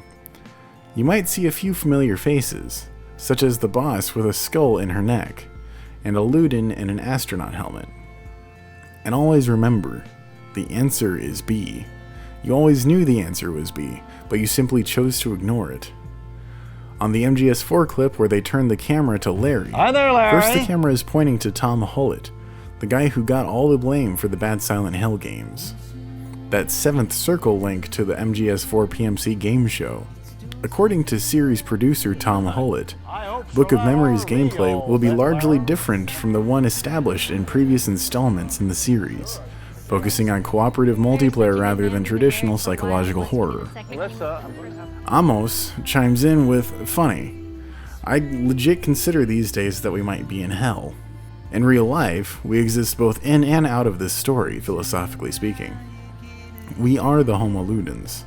How can a machine, no matter how complex, truly fathom the one who controls it? It's almost as if Kojima subscribes to the concept that anything we do, any story we tell, can only emulate life as we know it. So if we create stories of NPCs who believe they are real, what is to say we are not being strung along by some divine destiny? Yes, we may be in a hellscape in real life, and something is controlling us, our desires and urges. We are being played like a video game by someone, but you can't stay in that place mentally for too long, or you will 404 error real fast. It is not for the weak-minded. I've delved down that road before and paid dearly for it. I can't try to fathom such things or I will get a bit wacky. When the subject and the basis of discussion consists of matters that hold good only as a general rule, but not always, the conclusions must be of the same order. The various points that are made must be received in the same spirit. For a well-schooled man is one who searches for the degree of precision in each kind of study, which the nature of the subject at hand admits. It is obviously just as foolish to accept arguments of probability from a mathematician as to demand strict demonstrations from an orator. To me, the significance would be that chirals are exactly as the name suggests, mirror images of these five in hell that aren't direct reflections. They are the demogorgons to these stranded fathers of bridges. Also, to further strengthen the connection to bridges being a potential cult, the spiderweb is one thing, the logo for bridges is another, but they also all have a dream catcher. It's rather cult-like to me, and it's rather reminiscent of a Christian carrying a cross, no offense. This would also be even more profound considering our discussion about Project Ogre and the symbolic significance of ogres in dreams, symbolizing a malevolent father figure. Chapter 4. The Beginning and the End. Let us descend to the depths of hell itself. Yet again, I'm going to be leaning on Cypher for this one, as he likes to make very well-rounded interpretations of our discussions, and make a giant text block that happens to work very well in a script. So, this is my idea. After the events of MGS4, the Patriots AI wasn't fully destroyed, and whatever was left of the Patriots AI and the boss's mind fell into the hands of certain scientists, responsible with what's about to befall mankind, and Earth in Death Stranding.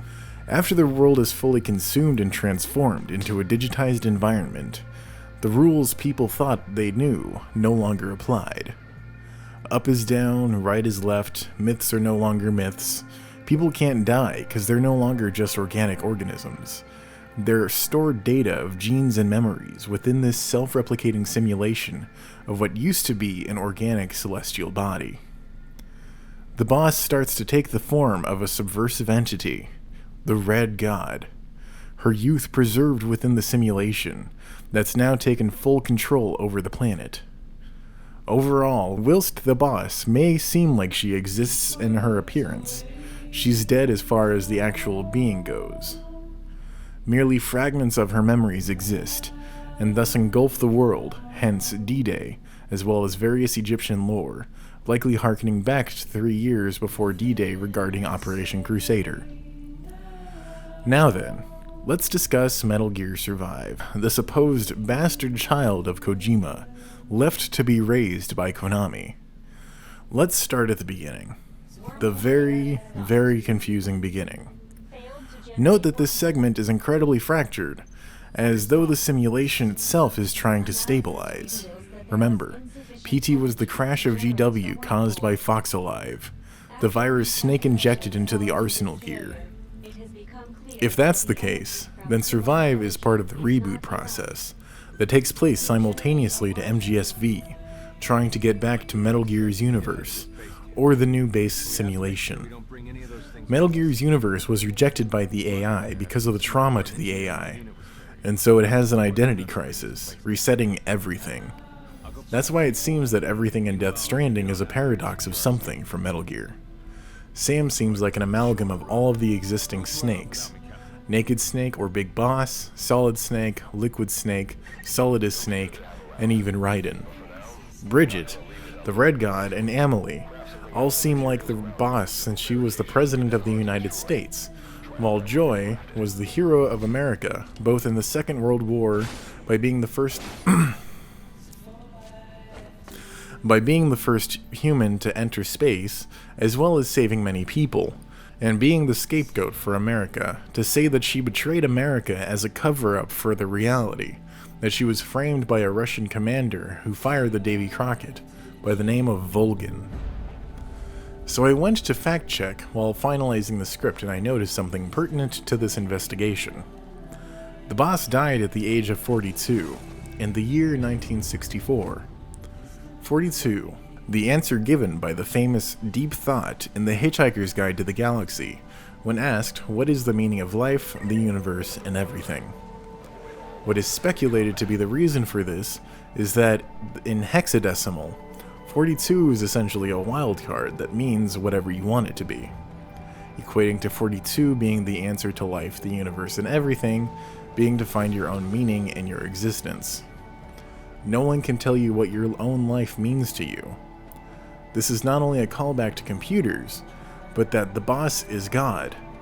That digs deep, considering the boss's true will, to live your life, because attempting to interfere with the tides of war and the world more often than not leads to more suffering than is necessary. This is where it gets really tinfoily, is the year 1964. Obviously, Kojima delayed the events by a year to allow for the inclusion of the JFK assassination in the plot. But what if something that he's playing off of is the number 64 itself, as in base 64, or 64 bits? Another callback to the simulation this all takes place in. Back to the topic at hand. There are seemingly 3 introductions to the game, where if they played in order, it would look something like this.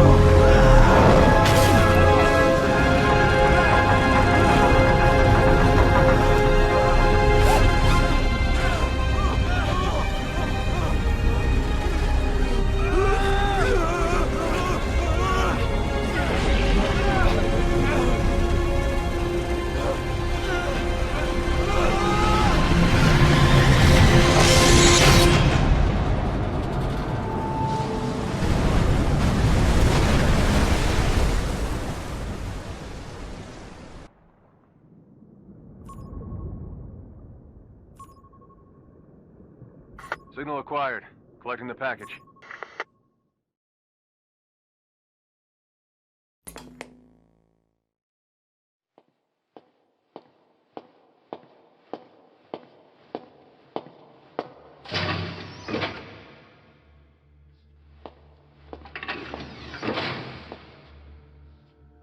This is practically an obsession with you. Soon, you'll have faith in this one, too. This soldier is the traveler we've been waiting for. The one who will bear the punishment for our having strayed from the paths of righteousness. You do like your poetic turns of phrase, don't you? But I'm not in the mood for them. I'll get straight to the point. I read the report. This one's infected. Yes. Which is what put the subject in suspended animation. But it won't be long before that ends. And then a threat to mankind becomes reality. That won't be the case. Why not? I told you, this soldier is a traveler. A traveler who is going to enter the gates of hell for us. What a ridiculous... Are you serious? After how long it's been since we've heard from the Corps? With the energy we have left, we don't even know if anyone we send would make it through. And you want to risk the fate of the section on this? An infected? That is why this one is the perfect candidate. This soldier cannot live in our world anymore. To put it another way, no one is more qualified to carry out a mission on the other side. Am I wrong? There's one other advantage that no one else has. Look at the left arm. It's just an arm. That arm was lost 6 months ago when it was severed. What? And yet, it regenerated. A result of the infection-stimulating tissue growth. Nothing we haven't seen before. Except this time, we're talking about human tissue. Evidence of remarkable adaptation against the infection. With the dead running rampant on the other side, this one is more than capable of responding to the threats there. 1943, Philadelphia. Teleportation. That experiment gave us our first glimpse of the future. Now this soldier can give us everything we've been after ever since. All we've done is continue to fail, including 6 months ago. We cannot take a chance on ideas with no basis in reality. There is a basis for this. Those who have descended to hell are able to see further than others, Gruen. Another one of your prophecies. Enough of that nonsense. My proposal will bring glory to the section and to you. You intend to use this one as a test subject in the future, don't you? But any result of those efforts would be trivial. If this mission succeeds, the rewards will be immeasurable. Think of the research and how it's stagnated. Better yet, this could lead directly to the power that unites the world. I'll get the section on board. After all, you acting on your own authority would be unforgivable. I'll give you instructions in due course. Until then, do not take matters into your own hands.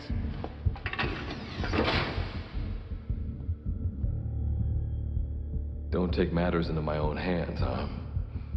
How blissfully unaware they are. The future is in my hands.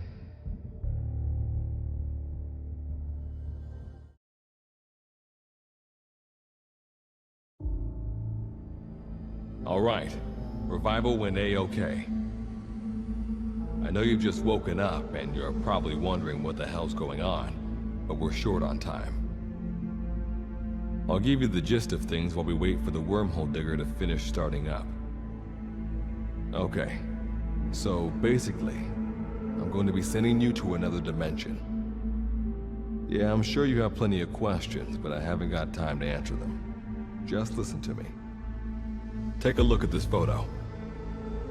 1968, South Vietnam.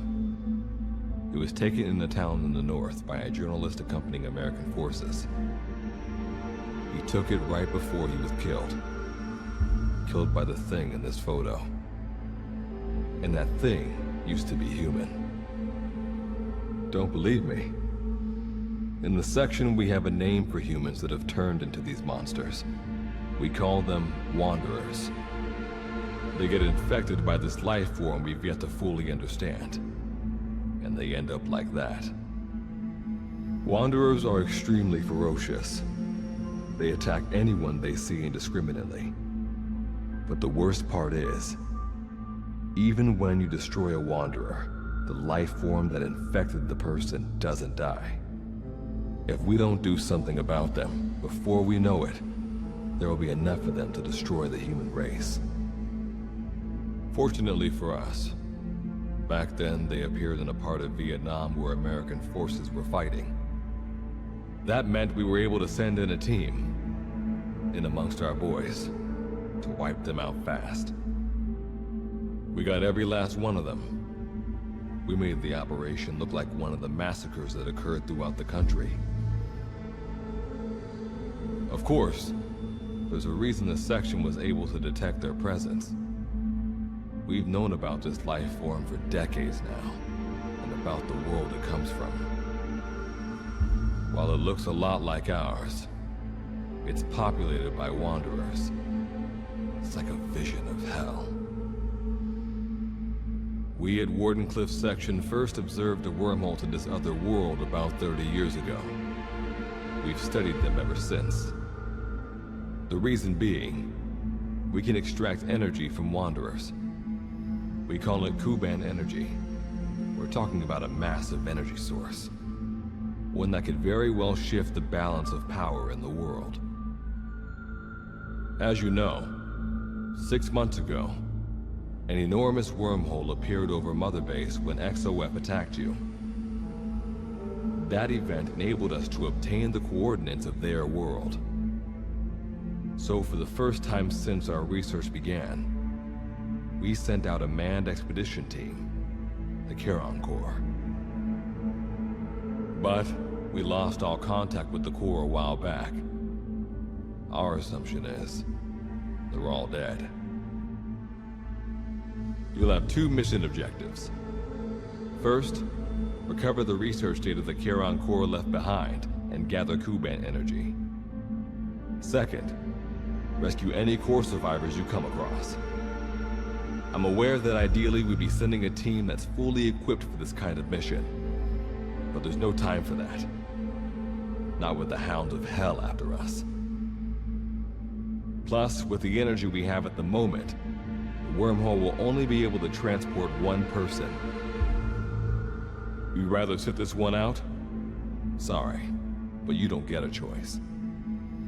The reason being, you're already infected with that life form I was telling you about. And if you don't want to turn into one of those things, you better do what I tell you. The Charon Corps' research data should include information on a way to prevent a person from turning into a Wanderer. Looks like the digger's ready.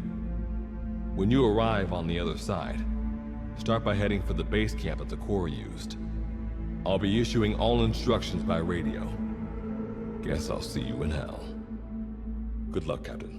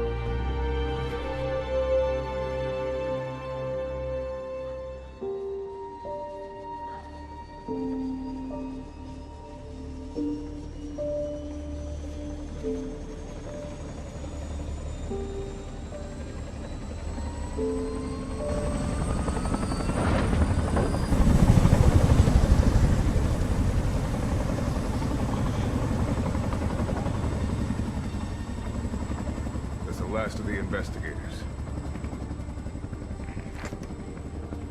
All right, let's get started.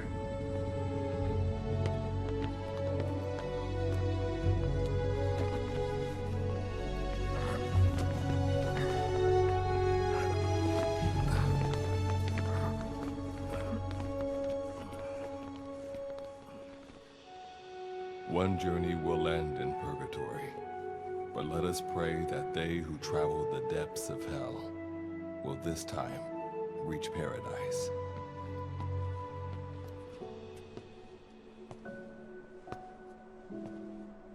This is the next one.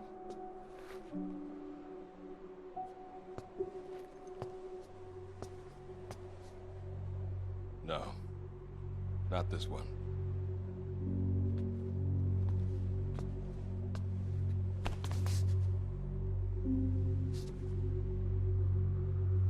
Close, but not quite.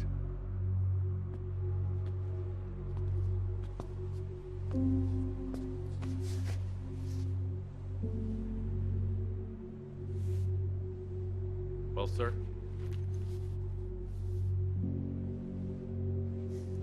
Let me see that.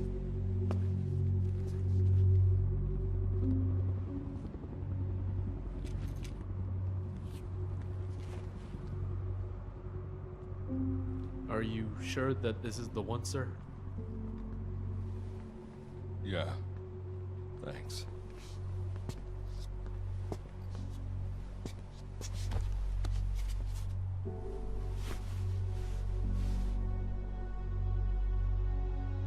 Good to see you again.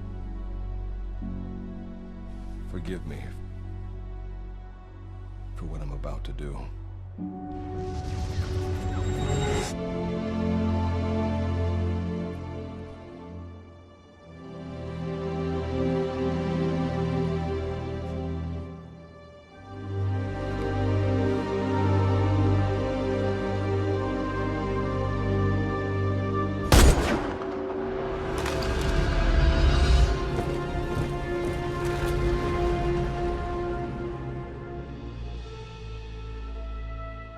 You're the key to everything.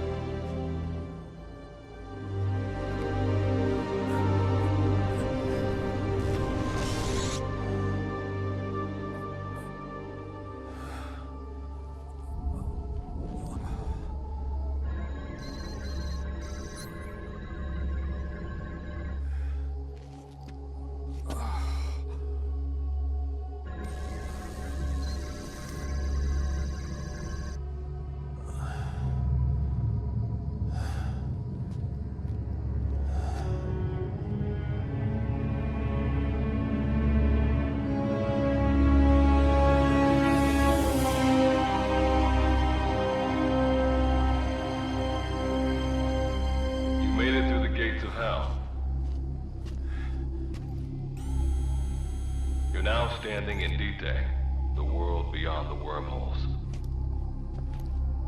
Abandon all hope from here on, not to mention fear and doubt.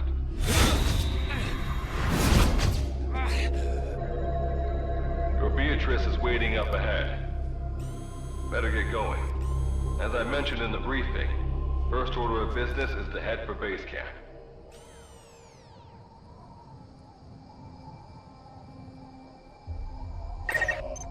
Procure all weapons and equipment on site for this mission. Same goes for food. To enter the gates of hell, you had to shed everything. I'm monitoring your status over comms via the wormhole. Oh, guess I never introduced myself. Call me Good Luck. Not a bad name for the pilot of this ship, huh?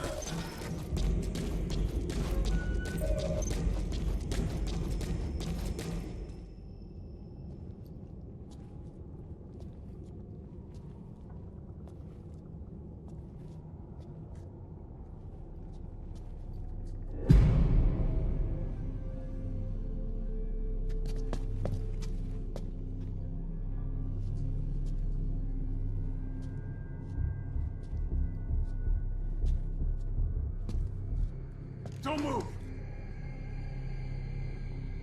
Hands up! Back away from him! Your gear? A Mother Base survivor?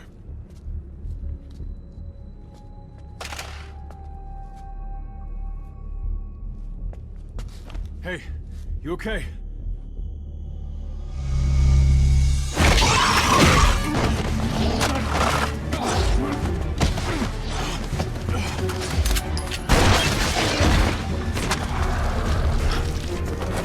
What did you do to him?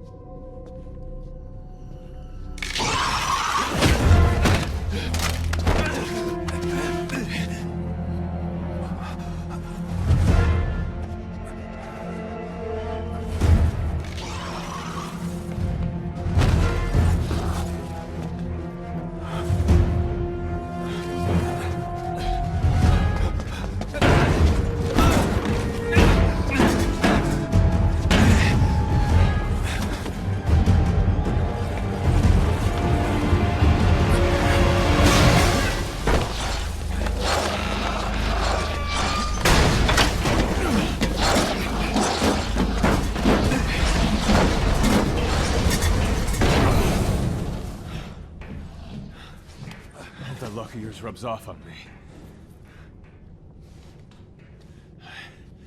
I just had to shoot my brothers.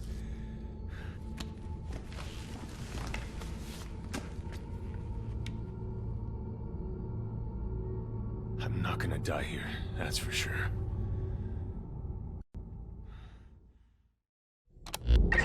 It'll be good to have around. But for now, you're not gonna leave without a weapon, are you? Craft something out of the materials around you. Simple barricades shouldn't be that hard to destroy. Try out that weapon you crafted.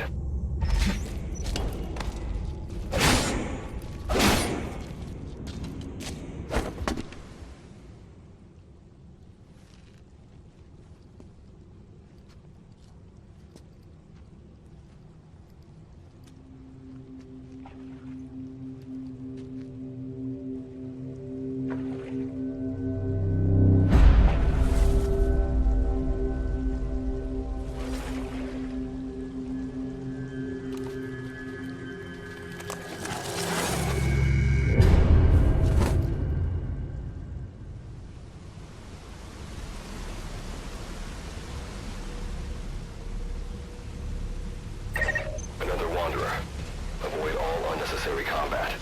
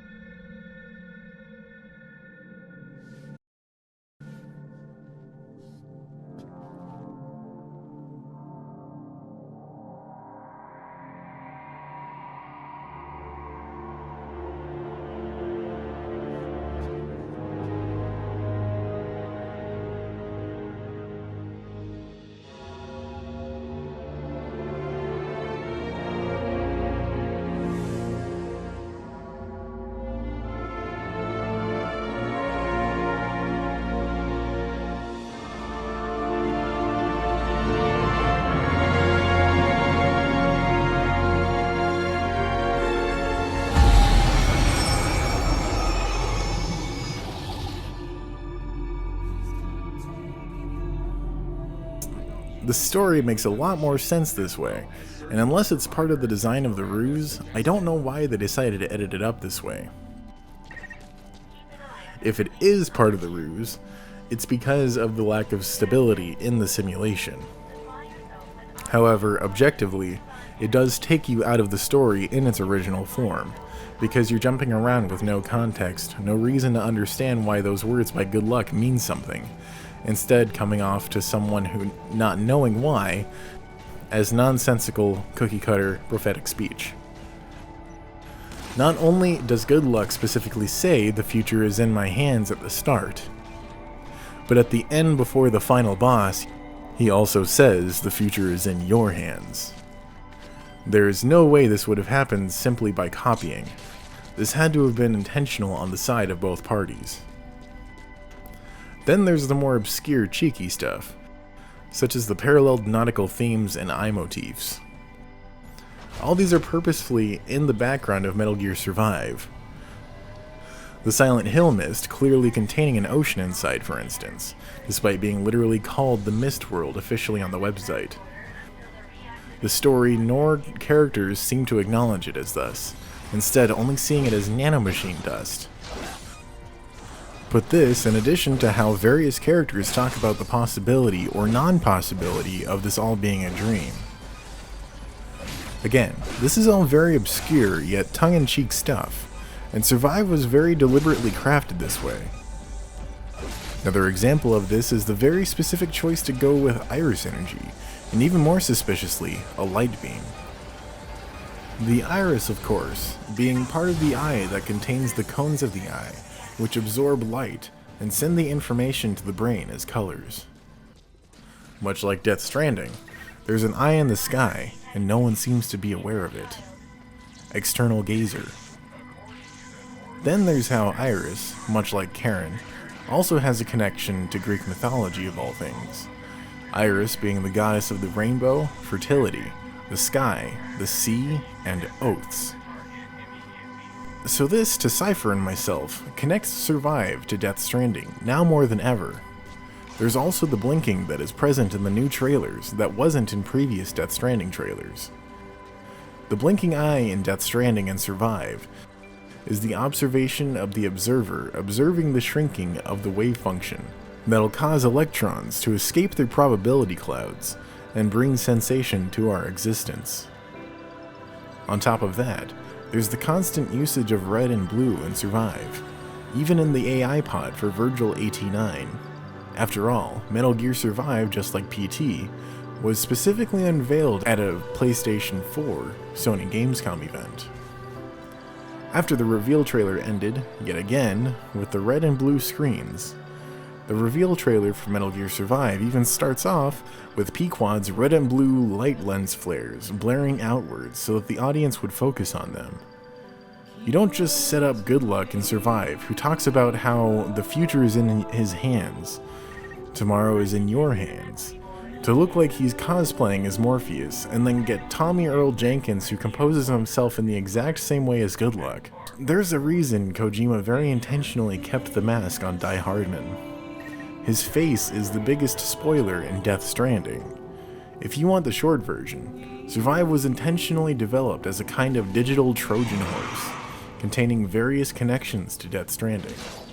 But due to being hated via outrage culture, online people haven't even stopped considering them, so they mostly went by completely unnoticed. There's also how he references how one journey will end in purgatory, Sam's journey likely, but let us pray that those who traveled the depths of hell will this time reach paradise. He even mentions that he ends up in the World War II era. Why do you think it's going back on sale on Sony PlayStation's store in a few days' time? Because Konami and Sony are working together. Not to mention the list found at the start, which had the first letters for their names spell out KJP forever, along with the Survive producer's lead game designer being named Cunning Yuji and Bastard Yota. On the same clipboard, the background eye motif, and cryptic dialogue aside, data mining produced unseen parts of the clipboard texture on the far left-hand side, which shows the word kankaku. This is Japanese for sense, or sensory organ, so in this case, the eyes, followed above with Moji, one of 5 specific united Japanese cities that merged into the Japanese seaport of Kitakyushu. Not only is that hinting towards bridges in Death Stranding, where Kojima obviously got the idea from, but also much like the eye motif and the background nautical themes. Also, of course, it'd make sense that the boss is standing at the beach because it symbolizes the connection to her memories regarding D-Day.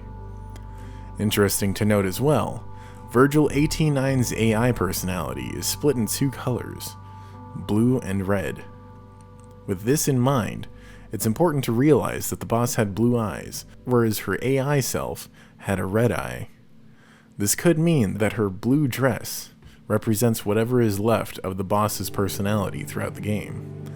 Whilst her memories will still be there in places, she'll forget who she was, as the AI counterpart consumes everything, and in the process becomes the subversive entity, the Red God. You're too late. Low Roar pretty much spoiled it, saying this to the interviewer. With rapidly advancing technology, bringing us ever closer to a Black Mirror-esque reality, the concept of whether our daily lives might become a sort of virtual reality is a concerning one. Something Low Roar's latest visual for Give Me an Answer forces the viewer to confront. So if Survive, Ground Zeroes, and The Phantom Pain are all part of one, Death Stranding is another, what if the third is MGS5, which would be the true telling of what happened around Grey Fox? No character customizations, no hallucinations, just the raw truth. Then again, as I stated yesterday, sometimes the truth is best left hidden. I mean, MGS4 was built on that. We had to watch Solid Snake tragically die a painful death via a life of being indentured to the Patriots, who used him his whole life. So the significance would be that the chirals are exactly as the name suggests, mirror images of these 5 in hell that aren't direct reflections. The S3 program does not stand for Solid Snake simulation. What it does stand for is selection for societal sanity. Social strand system works better considering it's actually using 3 S's. Technically, selection for societal sanity would have been SFSS, which doesn't have the same impact. However, if you look at the United States of America, that would be USOA, not USA.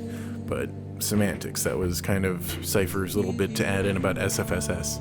We're about to witness the cynical and highly critical AI conversation of MGS2 concerning humanity's greatest flaws, weaknesses, and how we've all pretty much in our own ways have helped contribute to the destruction of our own planet's ecosystem, leaving strands of death along the way throughout history, whether way of hubris or complacency. This case being from 1945, where oil, a common pollutant, was used as a major resource in World War II and future wars to follow, to the present year when Death Stranding is actually set. These themes are visually brought to life in the form of a digital reality that has been transformed into a digital projection of our sins as a species.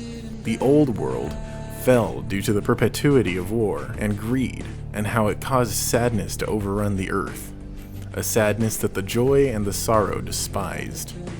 The pair of them opened the gates of hell and became gods after she became part of the digital system. A digital system of transforming the world via cable. We are not ready. Before getting to the last segment of this chapter, I wanted to briefly cover a significant resemblance between Survive and the Oats video, Firebase. If you'll notice in the beginning, the creature that the protagonist kills looks quite a lot like the Wanderers in Survive. They also seem to be the way they are, due to a creature consuming the host rather than some form of infection. On top of this, there's the symbol for the protagonist's outfit, Mac VSOG, which is highly reminiscent of both MGS-V with the V and the themes in it of 1984, INGSOC, the Ministry of Truth. I could tear this apart as Metal Gear Solid ACC VR, but that's definitely reaching. What isn't reaching, however, is the time frame mentioned in the debriefing. It happened to be 1968, during the Vietnam War, which is the same as when Firebase takes place. That's enough of that. Now, one thing that has Cypher and I perplexed is the reference to Paradise, both in Silent Hill and in Metal Gear Survive. Now, isn't that strange? Two supposedly separate titles, both referencing Paradise as the final resting place, by the same company? Before reading the segment from the wiki article, I wanted to share ArchangelReaper's thoughts on this and his write-up, To the Moon and Farther. You may recall in the latest trailer, Cliff claiming that BB will be able to travel all over the world, even the moon. He is also speaking to the player, informing us what we will be able to do. We'll be able to travel to the moon. Death Stranding has already been pretty on the nose with its themes relating to Dante's Inferno. Those in Purgatorio carry heavy stones on their backs to repent for the sins they have committed out of pride. Building the Tower of Babel was, for Dante, an example of pride. Remember Kojima's tweets about Genesis? After being introduced to humility, Dante and Virgil meet the souls of the proud, who are bent over by the weights of huge stones on their back. As they walk around the terrace, they are able to profit from the sculpted examples of humility. Looking a little proud there. And in Paradiso, Dante travels across the solar system, metaphorically speaking, of course. Paradiso, Italian for paradise or heaven, is the third and final part of Dante's Divine Comedy, following the Inferno and the Purgatorio. It is an allegorical telling of Dante's journey through heaven, guided by Beatrice, who symbolizes theology. In the poem, paradise is depicted as a series of concentric spheres surrounding the Earth, consisting of the Moon, Mercury, Venus, the Sun, Mars, Jupiter, Saturn, the fixed stars, the Primum Mobile, and finally, the Empyrean. It was written in the early 14th century. Allegorically, the poem represents the soul's ascent to God. The waxing and waning of the moon is associated with inconstancy. Consequently, the sphere of the moon is that of souls who abandoned their vows, and so were deficient in the virtue of fortitude. Beatrice explains that a vow is a pact drawn between a man and God, in which a person freely offers up his free will as a gift to God. Vows should therefore not be taken lightly, and should be kept once given, unless keeping the vow would be a greater evil, as with Jephthah and Agamemnon's sacrifice of their daughters. Dante is Sam. Bridget and Amelie are Beatrice. You heard that right. You heard all that right. Dante goes to the moon and to the first sphere of heaven.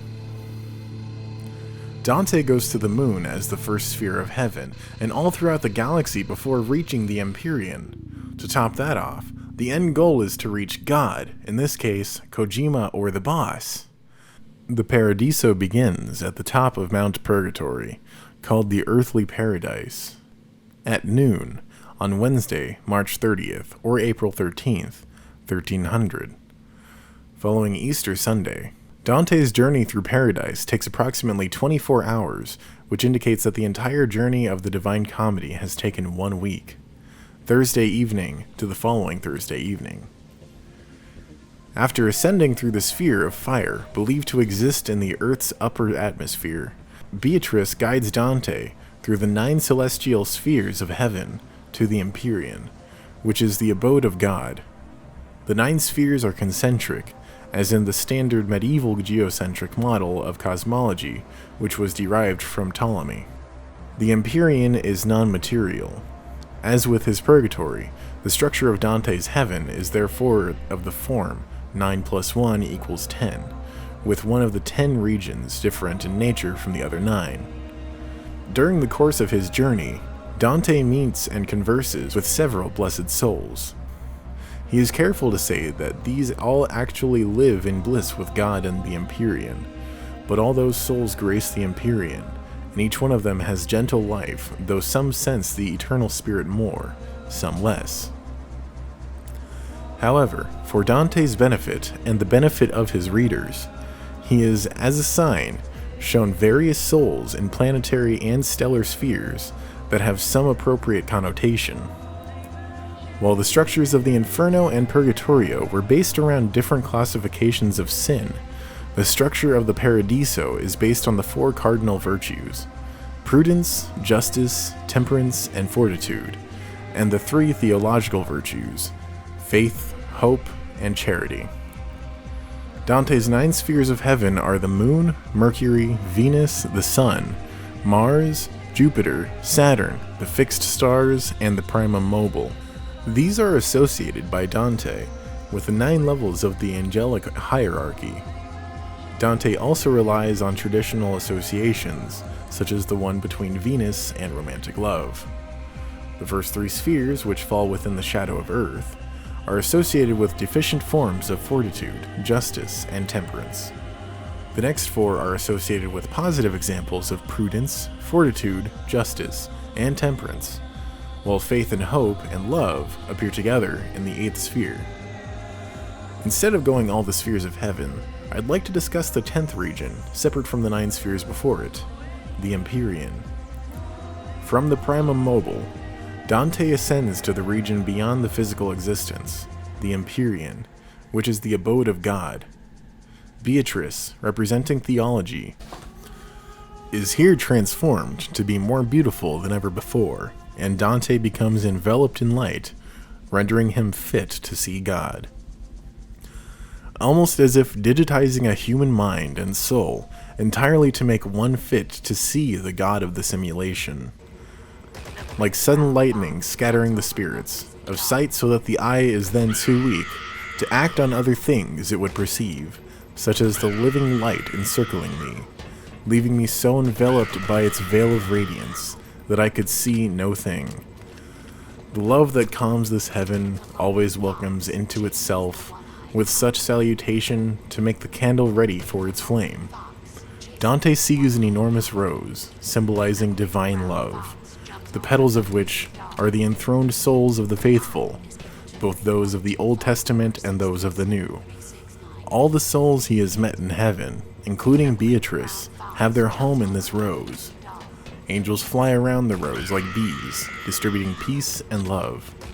Aside from uniting with God, clearly part of the goal of Death Stranding, if this is anything to go by, is to attain peace. As has been a theme of the series, peace is the name of the missing Chapter 3 in The Phantom Pain. Wouldn't it be the biggest irony if this rose was allegorically represented by the mammal pod glowing red? Chapter 5. Otherworld. Silent Hills. Now it's time to connect Death Stranding more to Silent Hill. I think at this point, the MGS connection is as set as we can get it, though I'll likely touch more on Metal Gear Survive in a dedicated video. In the meantime, I wanted to discuss some of the connections to Silent Hill. We'll start with one of the more obvious allusions to Silent Hill. Cliff, Mads' character, strung up in barbed wire like a spider. Some people thought this as World War I and World War II had barbed wire, but doing this specific pose? Nah, dude, that's right out of the first Silent Hill. In fact, it's the first real scare in the game aside from the world switching to the other world. There's not much more to say about this specific image. Creepy baby, check. Man strung up in barbed wire ready to strike, check. Yeah, I'd say this is ominous and reminiscent of Silent Hill. Then, of course, there's the connection of World War II from Silent Hill 2 in the form of Pyramid Head, being designed based on the German panzers. This information comes straight from Masahiro Ito, artist behind Silent Hill, who was the lead monster designer in Metal Gear Survive, oddly enough. Wink wink nudge nudge. There's also, of course, James Sunderland's jacket, which is a World War II jacket, which was standard issue for Army infantry.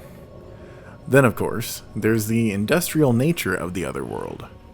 Industrialism, as a matter of fact, is a byproduct of the two Great Wars, which fueled the world economies. The Industrial Revolution happened at the turn of the 20th century, but that only lasted so long. Once the First World War came around, all the resources that were supposed to go to the public were prioritized for the war effort. That took resources away from the public, and led to the Great Depression, because everyone was set up for jobs fueling the war economy.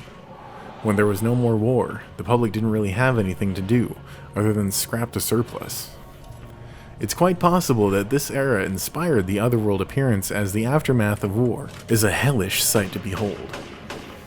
There's plenty of other examples I could bring up, how those trapped in Silent Hill are guilty of some form of despicable crime. James killed his wife after losing his patience from years of taking care of her, as well as his sexual frustrations of not having an attractive wife, all due to her illness. This ties in with the song Easy Way Out by Low Roar, and the lyrics, "The mistake I've made, it can't be turned around." After giving the shared universe concept some thought, what if Metal Gear Solid is the old Earth, which has been transformed by the Patriots' S3 plan, which ends in the old Earth eventually becoming what we see in Death Stranding, and then rebirth New Earth with the creation of Silent Hill lore, which in turn is tied to ancient gods, rumored to be Egyptian, going by the clues you find in Silent Hill 2, Birth from a Wish, and Silent Hill 3. Prior to this, these clues had never been introduced in the series before, but they exist in Zone of the Enders as well. This not only fits within the context of what the boss witnessed during Operation Crusader during Egypt, it could also potentially have transpired in her nightmares in the Metal Gear Solid series. Is what happened to Old Earth why the people decided to colonize to Mars and Jupiter in Zone of the Enders? Purely hypothetical, of course, but considering that Hideo Kojima specifically referenced these two planets when talking about Decima, it's probable that this is what he's referring to. Of course, because this is where Silent Hill lore has been cleverly implemented, the Sorrow is going to play the role of Valtiel. Neither good nor bad, but solely exists to complete the ritual of bringing God into existence and rebirth the earth and fire. He's ushering God into the world by finding a similar dimension to Silent Hill 3 and repeatedly resurrecting the host in order to make sure that God is delivered by Sam. That's why the baby doll is that weird-looking effigy of Sam with the belly scar in the realm of the dead, and why he somehow implants it into Sam. Samael in Hebrew is often referred to as the blind god. Sam is one part of God. You know how he's always going on about how he can't see the BTs? Anytime Sam dies after he'd been implanted with the effigy, the baby inside him is constantly popping out of his gullet just before resurrection. That's why in the third trailer, we can see the effigy covered in oil, where Sam now has the bridge baby inside him. This is very similar to any time how Heather had God implanted inside her by Valtiel, and any time she'd die, he'd drag her body to resurrect her. This was of course only until God is regurgitated. And in this case, it's going to be by Sam, and then the Red Lady will be able to exist in a physical form, not just in spirit. Next, I'm going to read from Demortal's discussion of the song Silent Hills and its potential religious connections, as well as other connections to Death Stranding. Little details about Lena Katina's song Silent Hills. For instance, the Russian version is actually called Nirvana if you translate it. Nirvana is commonly associated with Jainism and Buddhism, and represents its ultimate state of soteriological release and liberation from repeated rebirth in samsara. Samsara in Buddhism, states Jeff Wilson, is the suffering-laden cycle of life, death, and rebirth, without beginning or end. Samsara is considered to be dukkha, an unsatisfactory and painful perpetuated by desire and avidya, ignorance, and the resulting karma, an endless circle of rebirth and trying to escape it. But we can't escape it through our ignorance. We need to realize that everything is connected. Rebirths occur in 6 realms of existence, namely 3 good realms, heavenly, demigod, and human, and 3 evil realms, animal, ghosts, and hellish. Samsara ends if a person attains nirvana, the blowing out of the desires and the gaining of true insight into impermanence and non-self reality. Does Sam equal samsara? People can't see I've gone gold. Given its association with the sun, gold in Buddhism stands for knowledge, enlightenment, purity, happiness, and freedom. The samsara concept in Buddhism envisions that these 6 realms are interconnected and everyone cycles life after life, and death is just a state for an afterlife. Through these realms, because of a combination of ignorance, desires, and purposeful karma, or ethical and unethical actions, piercing the mystery of the cosmic origins of gold. The precious metal is literally extraterrestrial, produced in the heart of the stars. How and under what conditions? Scientists know more thanks to a double astrophysical observation. Gold pre-exists the formation of Earth. This is what differentiates it from, for example, diamond. But if this idea is relevant, that it's crazy because this was discovered as recent as a couple of years ago, in August. A single astrophysical observation finally gave us the key to answer these questions. The results of this research were published on October 16th, 2017. The TGA 2017 Death Stranding trailer was released on the 7th of December of 2017. Gold was revealed. Higgs, or the man in the golden mask, as well as golden stone in the middle of the Dreamcatcher. Golden stone in the center of the web. Not to mention, as I brought up before, the head replaced with the golden hands, and the hands replaced with strands. Considering the specific connection to France, World War II, and Death Stranding, would it not make sense that Alessa and Dahlia are from another time? Their clothes certainly don't look like they're from the 90s when Silent Hill is supposed to take place. Hypothetically speaking, that is. These clothes are older. A lot older. Hypothetically speaking, that is. There's no reason why they can't be in Silent Hill. It's a good question to ask. No, I wouldn't expect them to dress like they're from the 1940s, in particular, either unless, as the air raid siren, barbed wire, and metal grating all point to them possibly being from another time. For starters, why are there French names in such an isolated town in Maine that's situated in America? Again, there has to be a specific reason for why they went with an air raid siren, not to mention Masahiro Ito's fascination with World War artillery. Again, it's definitely 100% something to ponder on when you see things in Death Stranding such as this. Of course, this is World War I, but I'd imagine World War II is the same or similar.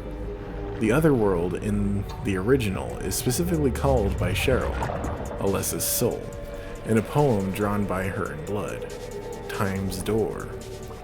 Again, why the obscure French names in a town of America? Silent Hill lore, maybe all this time World War I and II were the other world. I mean, it's kind of an inspired idea to base hell off of the cyclical violence and death of war. Recently, a new poster on my Sons of Bridges subreddit by the name of Urheadisabiscuit posted a write-up about their theories of how the Tower of Babel is connected to all of this. Kojima Jam retweeted some Death Stranding art the other day, which shows Sam inside a stone tower and Cliff with his soldiers standing under it. A strange choice, right? Considering we've only seen fairly modern or futuristic structures all throughout the trailers. Remember that tweet from Kojima a while ago that showed some Death Stranding t-shirts? One of the shirts was from an art exhibition based on the Tower of Babel. Python Selkin for a refresher. The tower in that fan art looks very similar to how the Tower of Babel is usually depicted. I'm not suggesting Kojima commissioned this piece of art or anything, but looking through the artist's portfolio, he's clearly a fan, and even made a poster for the house that Jack built, a film Kojima tweets about quite a bit, and it has a lot of parallels to Death Stranding that I'm considering making a post about. It seems the artist is intentionally referencing the Tower of Babel by placing Sam inside it and Cliff down below in Hades. Kojima knows that people look to his tweets for hints, and to me this looks very much like a confirmation of, at the very least, the concept of language and how it connects and divides as being an important theme of Death Stranding. Does this sound familiar?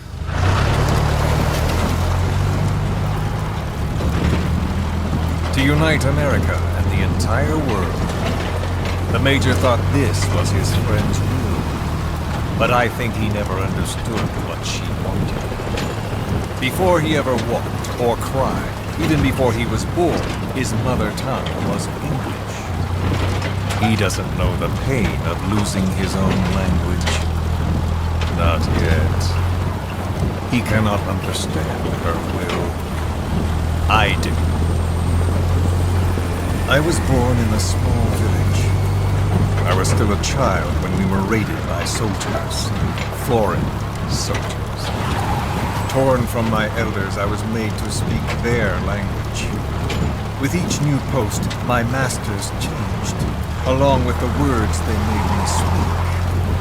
Words are peculiar. With each change, I changed too. My thoughts, personality, how I saw right and wrong. War changed me, and not only my visage. Words can kill. I was invaded by words, burrowing and breeding inside me. A philosopher once said, "It is no nation we inhabit, but a language." Make no mistake, our native tongue is our true fatherland. My fatherland. My truth was stolen from me. And so was my past. All that's left is the future. And mine is revenge. On those who leech off the words of their fellow man. This is what I learned from the Major. And then it hit me. It was he who should feel my wrath. He and the code he chose as basis for control. Language codes, information codes, beamed all around us, genetic codes spanning history. By controlling the codes, Cypher Zero intends to unify. Codes implanted into our heads, sucking our minds dry as it spreads from one host to the next. A parasite upon this earth, that is what Zero is. As one born into this world, he's afflicted. I hold him responsible for killing my freedom. Killing all traces of my past.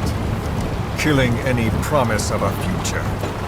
We are all but dead men forced to walk upon this earth. A world reduced to zero. Cypher plans to use its codes to control the world. They think they can. And the mother tongue of all those codes is English. The word became flesh. The final parasite. It knows English. An English strain of the vocal parasite. I will exterminate the English language. With this, I'll rid the world of infestation. All men will breathe free again, reclaim their past, present, and future. This is no ethnic cleanser. It is a liberator. To free the world from zero. Let the world be. Sans lingua franca, the world will be torn asunder. And then it shall be free. People will suffer, of course. A phantom pain. The world will need a new common tongue. a language of nukes. My metal gears shall be the thread by which all countries are bound together in equality. No words will be needed. Every man will be forced to recognize his neighbor. People will swallow their pain. They will link lost hands. And the world will become one. This war is peace.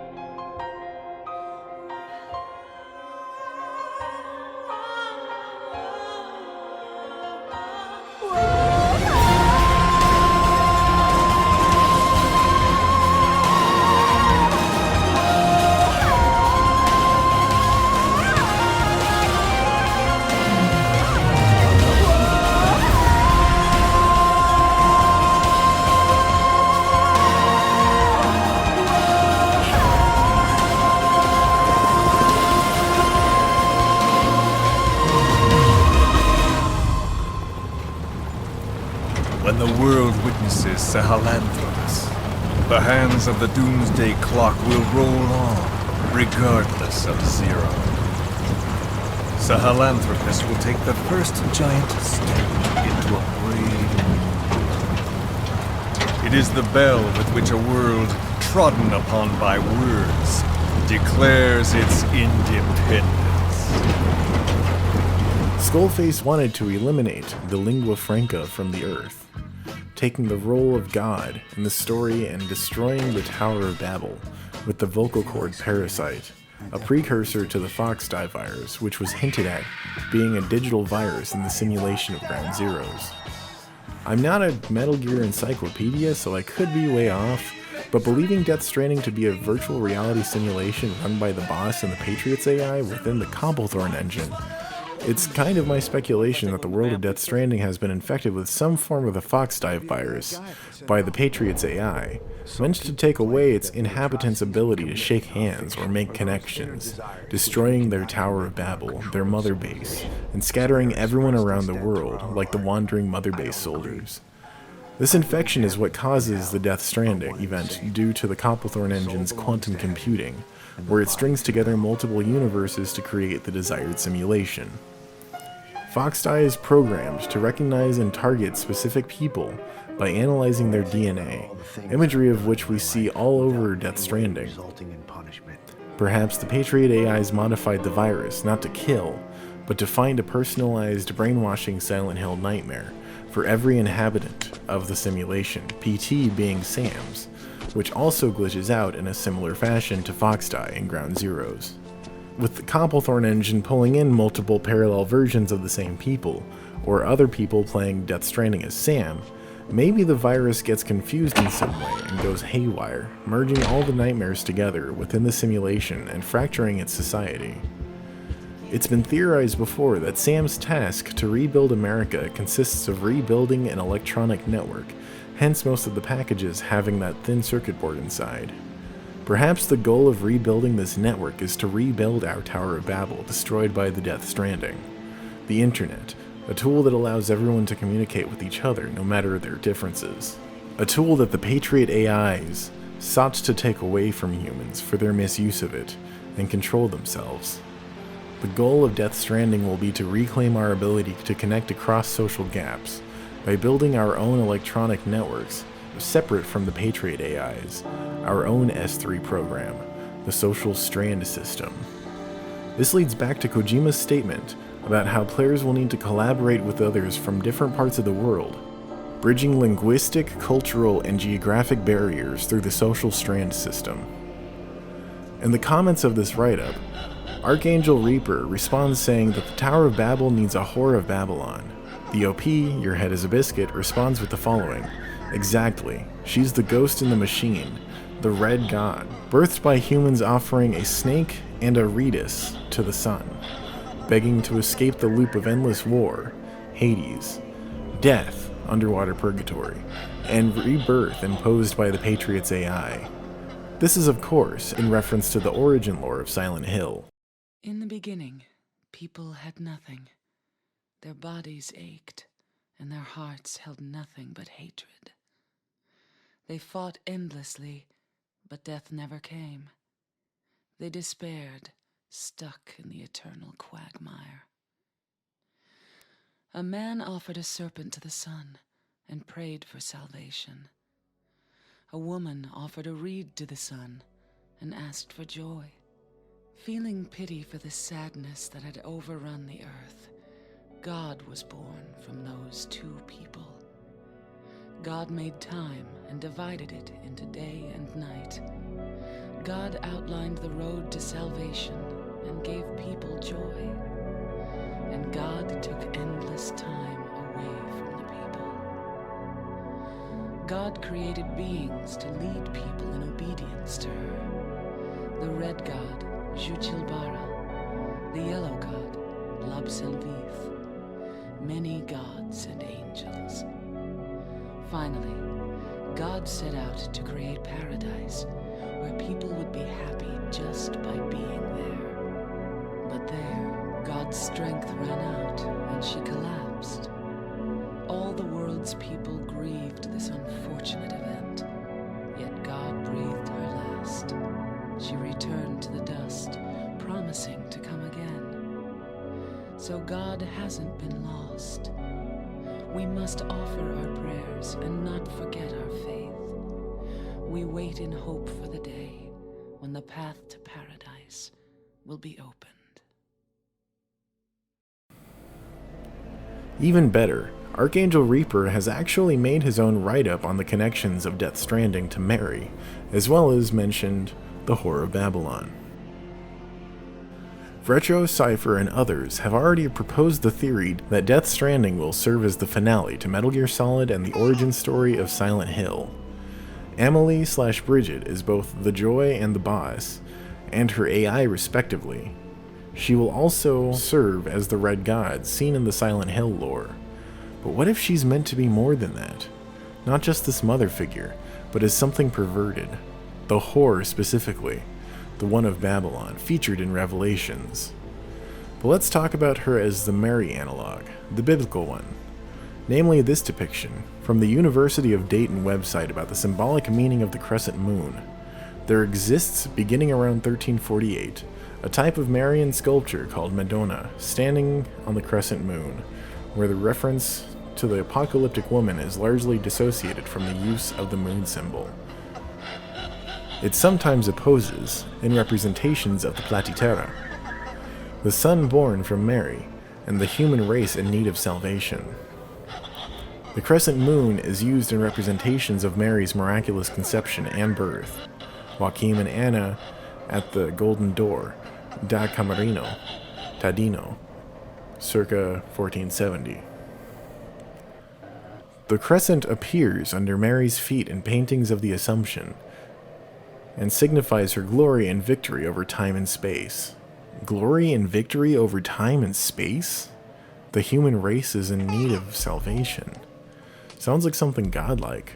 I mean, obviously this is, Mary, but you know, yeah, that sounds like something more than the Virgin Mary should have. That sounds like something more that Jesus or God himself would have.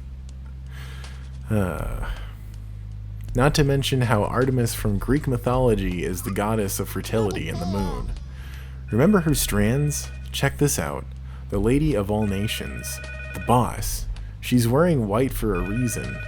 Speaking of Mary, several statues have been claimed to shed bloody tears, only to be dismissed as frauds and fakes. Sound familiar? It's the Matrix all over again. The blue pill is a lie. Blue equals lies. Convenient lies, for that matter. Remember the red and blue ogre? Konami is the lie, and Sony is the truth, according to the logic of MGSV. Double think. But now it's reversed. Back to the Matrix. Red is truth. Blue is lies. Konami holds the truth while Sony lies to our face. Lindsay may also appear to be worshipped by Bridges as part of a cult. Note the prayer beads. And don't forget about the web, the World Wide Web. Note the Pentagon in the center. The White House, a primordial soup, like how the Patriots worshipped the boss, and Big Boss in turn. Babylon has also been mentioned before by Kojima, namely his Genesis tweet, and the tower. Language matters. Man tries to play God and suffers for it. And who do we know is Mary's opposite? The Whore of Babylon. The Lady in Red. Mary versus Maria. The Red God. The wife, mother, and whore. You killed me, and you're suffering for it. The mother, who was shot in the stomach, was pregnant at the time. Mary looks a lot like Lisa. Pajamas are fucked up. Face is also fucked up. Note the eye. PT, fathers and husbands killing their wives. Forgive me, Lisa. There's a demon inside me. The mistake I've made, it can't be turned around. I took the easy way out. Sam is repenting in Purgatorio for the murder of his wife and children. So he carried me away in spirit into the wilderness. And I saw a woman sit upon a scarlet-colored beast full of names of blasphemy, having 7 heads and 10 horns. And the woman was arrayed in purple and scarlet color. Purple? Purple? She's dying on her deathbed like Mary. She's Mary. Bridge being replaced with Emily by the simulation acts as a precursor to Mary being replaced by Maria by the other world. Maria, in this case, is the red or scarlet whore of Babylon, and the same goes for Amelie. Sam could be like Joachim from the Bible, like Joachim Mogren. Joachim was, according to some apocryphal writings, and the husband of Saint Anne and the father of Mary, the mother of Jesus. The story of Joachim and Anne first appears in the apocryphal Gospel of James. It does not appear in the Bible. His feast day is July 26th. Joachim consequently withdrew to the desert, where he fasted and did penance for 40 days. An ancient belief held that a child born of an elderly woman who had given up hope of having offspring was destined for great things. Forgive me, Lisa. There's a demon inside me. If Mary is Lisa, she could also apply to Lisa Garland, but that might be reaching. What intrigues me is how this theme is actually, ironically, to unite humanity instead of divide it. It's to show how even though we are divided, we can still become united, and how we can come together to solve massive puzzles and world collective issues like climate change, or world hunger, or even our poisoned waters around the world. For instance, look at the newest trailer again. Did you know that the Japanese versions use the Volume 2 release of the song Path by Apocalyptica? This contains lyrics, but is essentially the same instrumentally.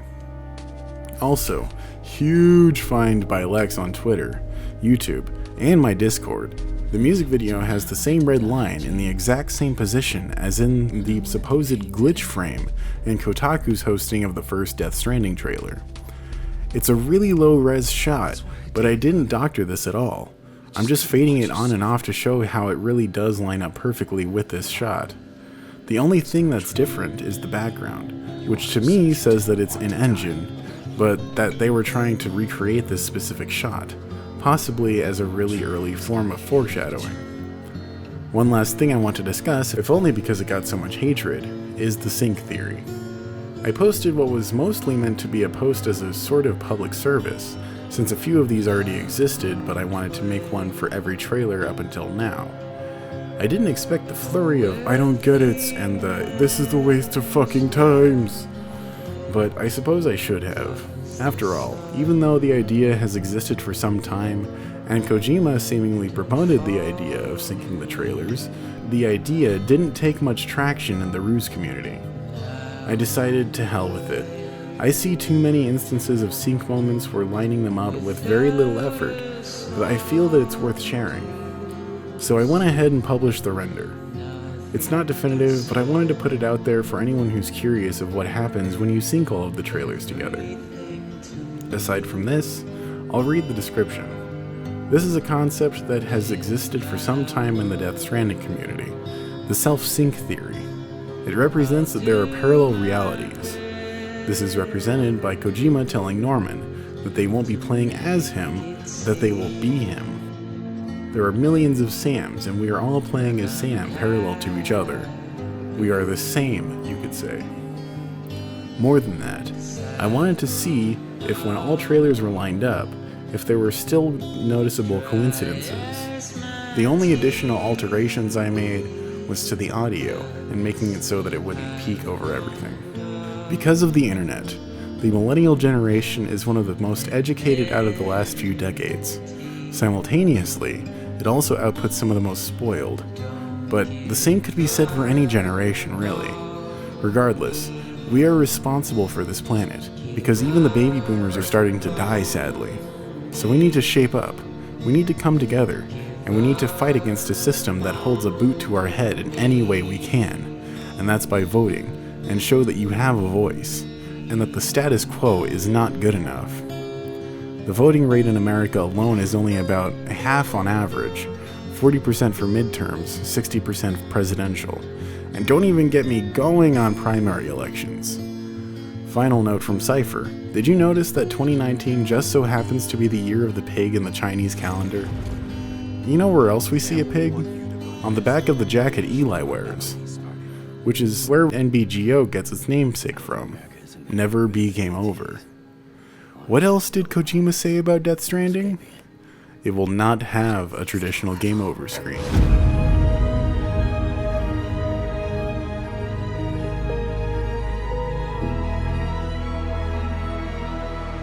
You see, I've come to understand the truth of the Death Stranding.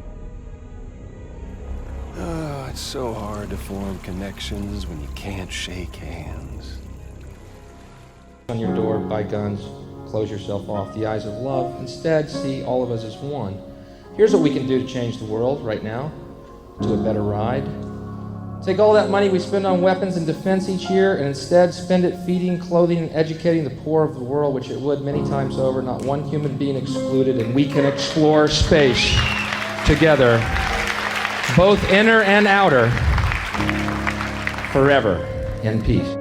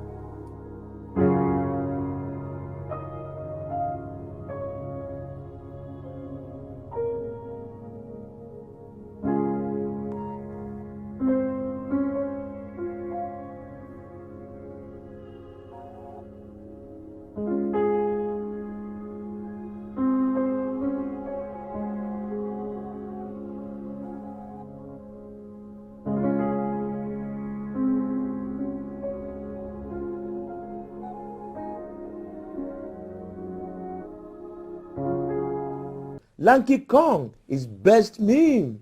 Roo, you are a hick, and I love you.